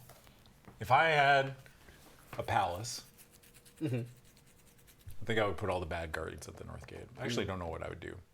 I mean, I've always had a dream that if I ever win the lottery, that I'm making like a Resident Evil style puzzle mansion. Oh, yeah. But not with like deadly. I'm not trying to kill people. I just think it's funny when someone's like, "Can I use the bathroom?" Like, yeah, but. And then they get to the bathroom and there's a tiger statue with 2 empty eye sockets. And I'm like, how bad do you want to piss? Yeah. You know? It's just like you have a mansion and then everybody walks into the mansion and it's like a 300 square foot apartment and people are like, this is suspicious. It's just secret passages everywhere. Yeah. Oh, it'd be so good, dude. You would have fun at my place once. Yeah. You would never want to visit again. Yeah. But the first time you're like, oh, this is fun. But I then saw a TikTok of a similar place. Really? Where like there's people who someone live. stole my bid. They live in like this weird house that has like a bunch of like, oh, you can't open this door, but there's like a secret door next to it, so you have to open that one instead. And you have to do it by like taking like the knob off the one door and sticking it in the other thing and then opening it up. Like that kind of thing. God, that's the dream. Rooms that lead into other rooms that for no reason. Yeah. Like yeah. I was saying I was playing the Prince of Persia, the Lost Crown, and at one point, it's all the traps and those stuff. And at one point, you actually run in, you find like stuff about like the architect. Yeah. and it's like, and like a message. It's like, we are losing so many workers. To the spike traps, the spinning saw blades. It's like, I appreciate your vision for this, but seriously, it's a problem. We're losing so many employees. The turnover is ludicrous. Can we please just maybe cut down on a couple traps? No, I have a vision. Yeah. All right, Northgate it is, 126. We're losing so many workers. And then you actually, later on, you actually meet her, like the architect, and you're like, it's unique. Yeah. Great. She's like, how do you like it? And like, you've done some amazing things. I didn't think some of that stuff was possible. Keeping within the shadows cast by the tomb, you advance upon the north gate. Only 2 soldiers stand guard there where 20 would usually be posted. Suddenly, the gate opens to admit a rider. He tosses a scroll to the guards as he gallops through the open gate. The guards go to retrieve the scroll, seemingly unconcerned that the gate has been left open. If you... Fuck, these guards are dog shit. If you possess the Kai disciplines of both camouflage and hunting, turn to 1... Wow, it's a double. Yeah, we had to have them both. Yeah. We don't even need to bribe the guards. 170 it is. I got both. You wait for them to return to the gate, and he's like, can I bribe you to get in? It's like, you could have just walked in, my dude. This guy's dumb as They're dog both shit. just standing over the scroll looking at it like they're both like, yeah, it's right there. What do we just walk by. Don't pick it up. Metal it's not Gear ours. Solid ass guards, bro. Fuck. Yeah, they have that. They've got that like, the patrol path where they're looking away from the thing for a really long period of time. Oh. The combined mastery of these Kai disciplines enables you to slip past the guards completely undetected. By the time they resume their proper guard positions, you have safely made your way into the palace gardens. Turn to 137. Nice. All right. Wow, we saved our money too. Considering so far this entire book has been running and hiding from guys, you'd think the camouflage one would have come up more. You're right. so, yeah. Yeah. Maybe that just would have been too easy. Yeah. Oh, people are in chat are picturing the herb woman as an old woman, and I'm like, no, she was like 26 years old and hot as hell. She was hot. Yeah, That was the voice. Didn't you get it? yeah. I got it right off the voice. Thank Absolutely. you. Yeah. Thank you. I've been working very hard Yeah, on my narration skills. yeah. She was 6'2". Big biceps. Yeah. You are feeling very hungry. I thought we're supposed to have the weed first. We're doing this all in reverse. Why is... Look. Damn, I am hungry.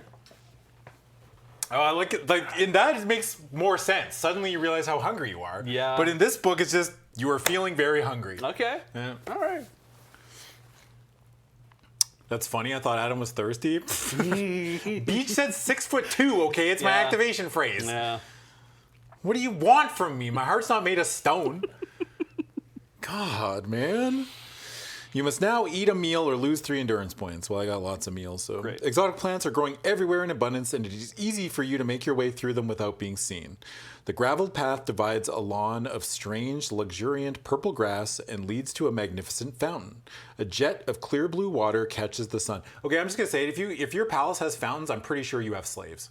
Yes. That's like a through line, right? All right, Like that's like, yeah. you know, if you got a fountain, you probably have slaves. And if you don't have them now, you had them at one point. Yeah. Reflecting and refracting an eye-dazzling rainbow of color. You gaze beyond the fountain to where the vaulting towers of the palace soar into the sky, and carefully you take note of the positions of the building's doors and windows. And yet, I still wanted to talk about how like absolutely disgusting the city is. It's like, oh, it fucking stinks. This palace is in. Yeah. Nice fountain, but it stinks. Yeah. Rest in peace, the stink. White House has a fountain? Well. Well, does Canadian Parliament have a fountain? I've never seen one. Yeah. Yeah. There are 2 entrances to the Grand Palace from the garden. You can either go through the palace kitchens or through the Vizu Dr, the Zakan's magnificent trophy hall. Oh, that sounds fun. However, only one of these entrances leads to the Imperial Apothecary and to the precious weed herb that is stored within. If you have the Kai discipline of tracking or 6th sense, turn to 37. Okay, well, they're just going to tell us the way to go. That sounds great. Yeah. You can smell the weed from here. Oh, I can smell that sticky icky. Yeah. That purple grass. There are several vile birds. The Imperial Apothecary can only be reached from the palace gardens by entering the Vizu Dr. The kitchens are part of the slave quarters under constant supervision of the cruel slave masters and guards. You wait until the path and lawns are deserted before you run to the door of the Vizu Dr. To continue, Turn to 149. You were gonna do this anyway. yeah. Yeah. So really, You had the Kai's 6th sense. yep, sure do. I don't know what to tell you, Beej. I've done a lot of these, and I think I've got it all figured out. You know? Yeah. I know how they think. I know how game designers in the 1980s think. Yeah. They're like, Yeah. we want you to go to the interesting place. Yeah. Yeah. You reach the door of the Vizu Dr without being seen, only to find that it is securely bolted from the inside. You are cursing your bad luck when suddenly you notice a window set into an elaborately carved panel above the door. Its iron shutter is open. Despite your injured arm, you manage to climb the nail-studded door and drop through the window into the silence of the trophy room beyond. An eerie collection of stuffed heads lines the walls of this private chamber. Like humans?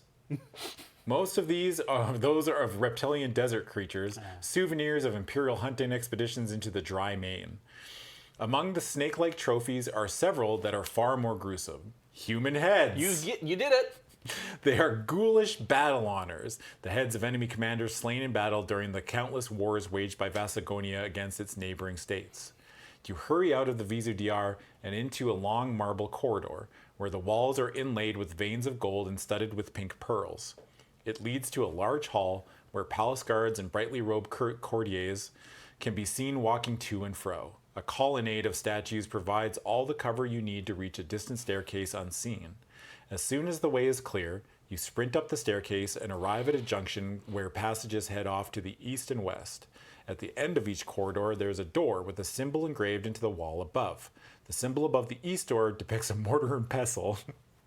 And the symbol above the west door, an open book.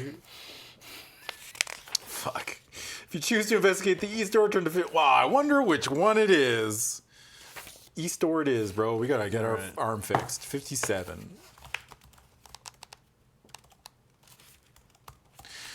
I will say, we did kind of just walk into this palace. Yeah. You're being all like sneaky and hiding behind It's true. Yeah. statues and stuff. Using our mind powers. But it's just funny how we just like constantly struggled for like the first third, and then all of a sudden we get to the palace and we're like, oh, look. What you're like inside the like everybody who is supposed to be looking for you at the palace is out That's looking true. for you in the city. You're like within the range of where they're looking, so there's nobody actually in here anymore. Where's the last place they would look for me? Ah, It's good because if you had gone through the west door that has the open book, that's the place where they burn books. Oh, Let's bring all the books here so we can burn them. yeah. The door is unlocked, and for a moment, your heart sinks. If this room is indeed the Imperial Apothecary where the weed herb is kept, why is the door not locked and guarded? Anxiously, you slip inside and survey the interior. At first sight, it does indeed seem to be an apothecary. Glass retorts bubble and steam over jets of blue flame, and strange liquids pass back and forth through a maze of tubes and transparent tunnels. Hundreds of herb jars line the far wall, and 10 large copper urns, each full to the brim with rainbow-colored powders, hang suspended from the soot-blackened ceiling. You begin searching through the herb jars, and suddenly you discover why the door was left unlocked. Stalking slowly towards you is the cat-like creature that guards the apothecary. Its eyes glow with a vivid green luminescence as it prepares to make an attack. do we have a picture? Elix. Elix. If you have ever fought an Elix before, you may add 2 to your combat skill for the duration of the fight. You cannot evade this combat and must fight the creature to the death. If you win the combat, turn to 2. Where our combat skill is like 28. Yeah. I don't think we've fought an Elix before. No, I don't think so either. No. But you know what? Fucking, I pull out the sword, I shoot it with a laser beam, I go, get fucked, you dumbass cat.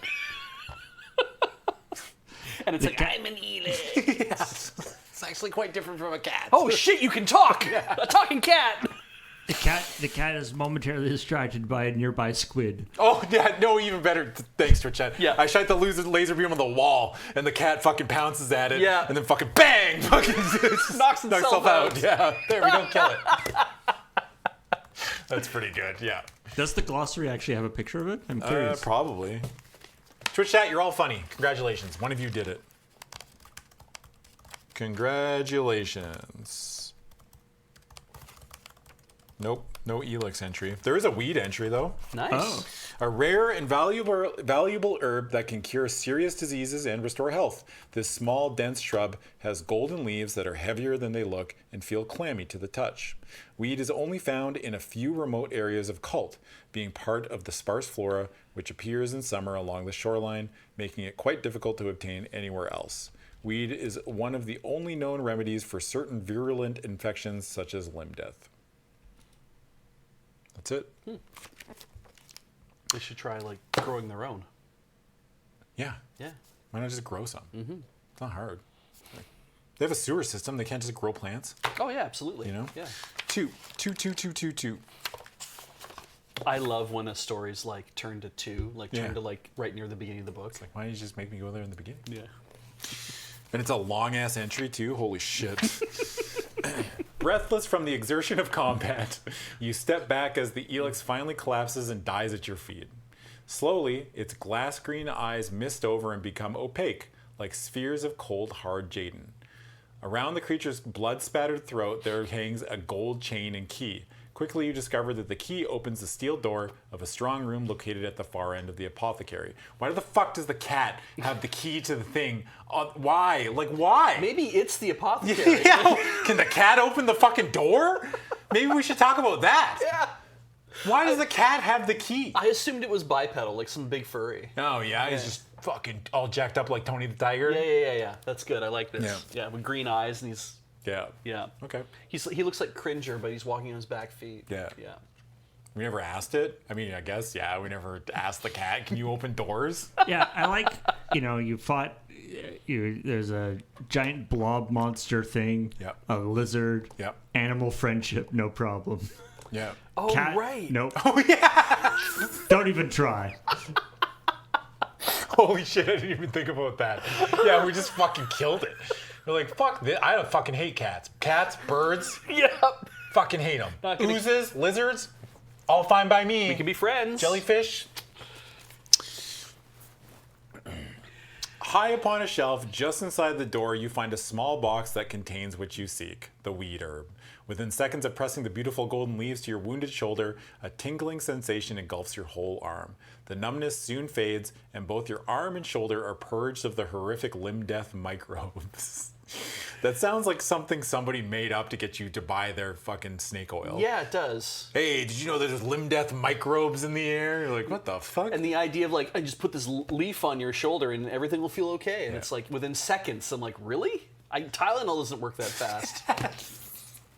Shit, like I gotta buy rapid release and drink like a can of Coke to make the stuff kick in like 20 I'm minutes. shaking my Tylenol container. I got this. There remains sufficient weed herb in the box for one further application. It is a powerful medicament. Medicament or medicament? How do you pronounce I that? think medicament. I like medicament. Sounds Medicament? good. I think it's Sure. medicament. It's a powerful medicament that can be used against many deadly diseases, or alternatively, it can be used to restore 10 endurance points if swallowed after combat. Wow. If you wish to keep the potion, mark it on your action chart as a backpack item.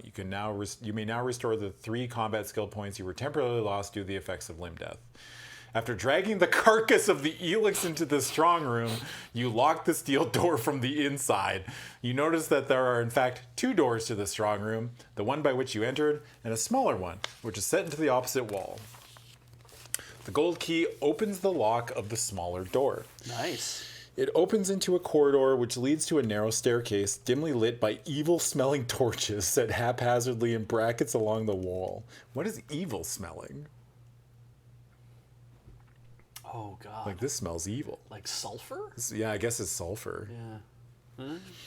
The climb is steep and arduous. You suspect that these steps are a rarely used secret route to the strong room, but your suspicions are only confirmed when you arrive at what appears to be a dead end. A closer examination reveals a narrow bronze door set flush into the wall. It is plain in appearance except for a tiny keyhole located close to the door. As you insert and twist the gold key, you are quietly confident that this bronze door will surely open to continue turn. Why are you making me turn the page to open the door?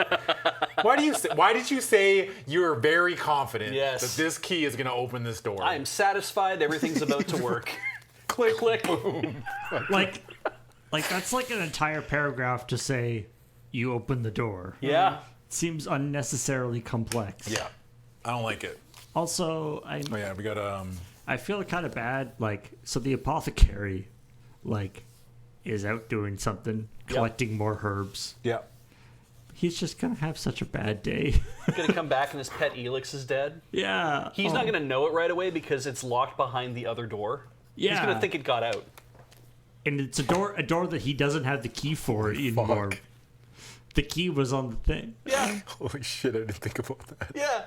You locked his dead cat in his storeroom, and he's gonna think his cat got out, so he's gonna go looking for it.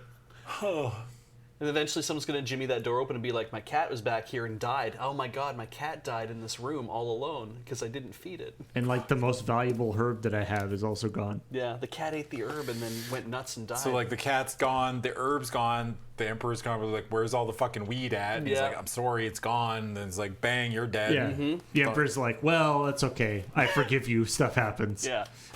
Probably not. 67. Yeah. You hear a faint click, followed by a soft whirring sound, and then the bronze door slides open. As you hurry through, the door clicks shut behind your back as softly as it had opened. There's a footnote? This section is the correct solution to the Cloasian combination lock in section 58. Wait, you also have the footnote? Yeah. Huh. I have no idea what that means. What? I don't even know what that means. All right. I guess if we end up at 58, then it'll Well, I tell mean, us. I'm assuming that's what happens if you get captured. Maybe there's like a different way through, right? Okay. That makes sense.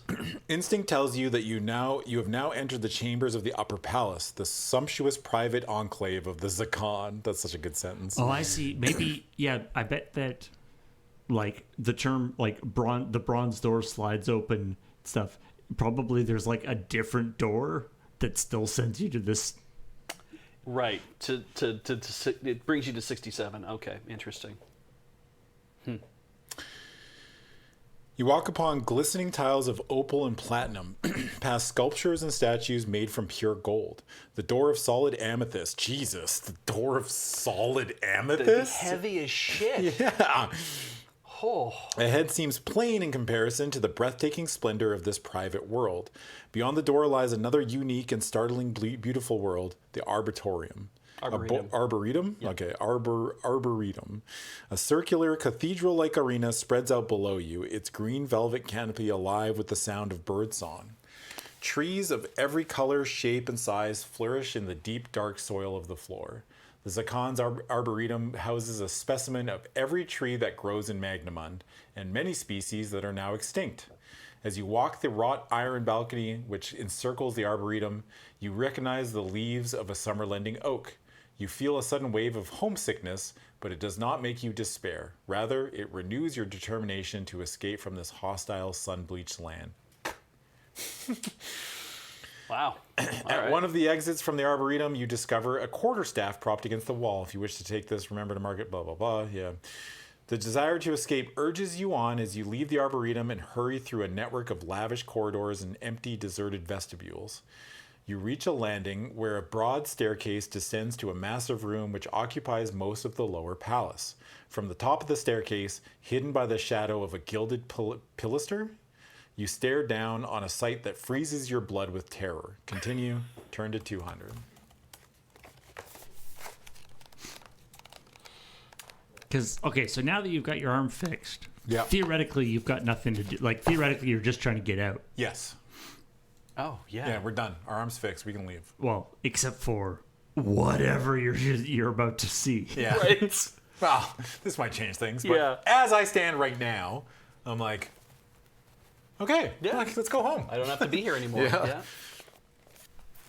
Upon a raised platform carpeted with scarlet fur sits the Vasagonian Emperor, Zakan Kima. He is clothed in a shimmering golden robe that is devoid of ornamentation. In his hand, there is an orb of black metal. Fuck, that's never a good guy thing, right? You have an orb? I have a fire sphere. Yeah. And in his eye, there is an ice-cold cruelty that chills your spine. The Zakan is a man of awesome countenance, but he pales in the shadow of his unnatural companion. Before him stands the cause of your terror. A helm as black as death itself hides the face, but the stench of decay and a hideous sepulchral voice betray the being's identity. Give me Lone Wolf. It is the fell voice of one of your mortal enemies, a Dark Lord of Helgadad. As the Zakan rises to his feet, you notice a flicker of doubt, perhaps for fear, dim his cruel gaze, but he is quick to mask it. The Kai will be brought to you at sunset in exchange for the Orb of Death, it is agreed. You have the orb, echoes the chilling voice. Give me Lone Wolf. The Zakan hides his fear well, but time is not on his side. He is playing a deadly game of bluff with this Dark Lord. Yet the fact that he has not yet been discovered is evidence of his powerful will, for you sense the Dark Lord is persistently clawing and probing at his mind with his psychic powers. You will get your Northlander, Lord Hakon, says the Zakan, his voice curt with anger.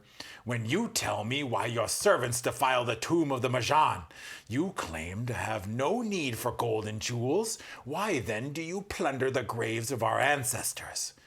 A deathly quiet fills the hall. Only the unnatural hiss of the Dark Lord's exhaled breath disturbs the silence. This land, this insignificant speck of sand, harbors 2 small thorns that prick our skin. We seek to remove them both forever. The fledgling Kai that they call Lone Wolf is the thorn that denies us Summerland. The tomb of the Majan hides the other thorn that threatens us, the accursed book of the Magna Kai. Oh, well. Maybe that was the book door. Shit! That was the book That door. was the book door! Let's go back! Don't need our arm. Yeah. It could become whatever a Magna Chi is. Yeah. I'm pretty sure an arm's worth becoming a Magna Chi, right? Yeah. The Book of the Magna Chi is one of the oldest legends of Summerland. With the wisdom of the Magna Chi, Sun Eagle, the first Kai Grandmaster, was able to instill the disciplines of the Kai into the warriors of Summerlending descent serving the House of Ulnar, the bloodline of your king.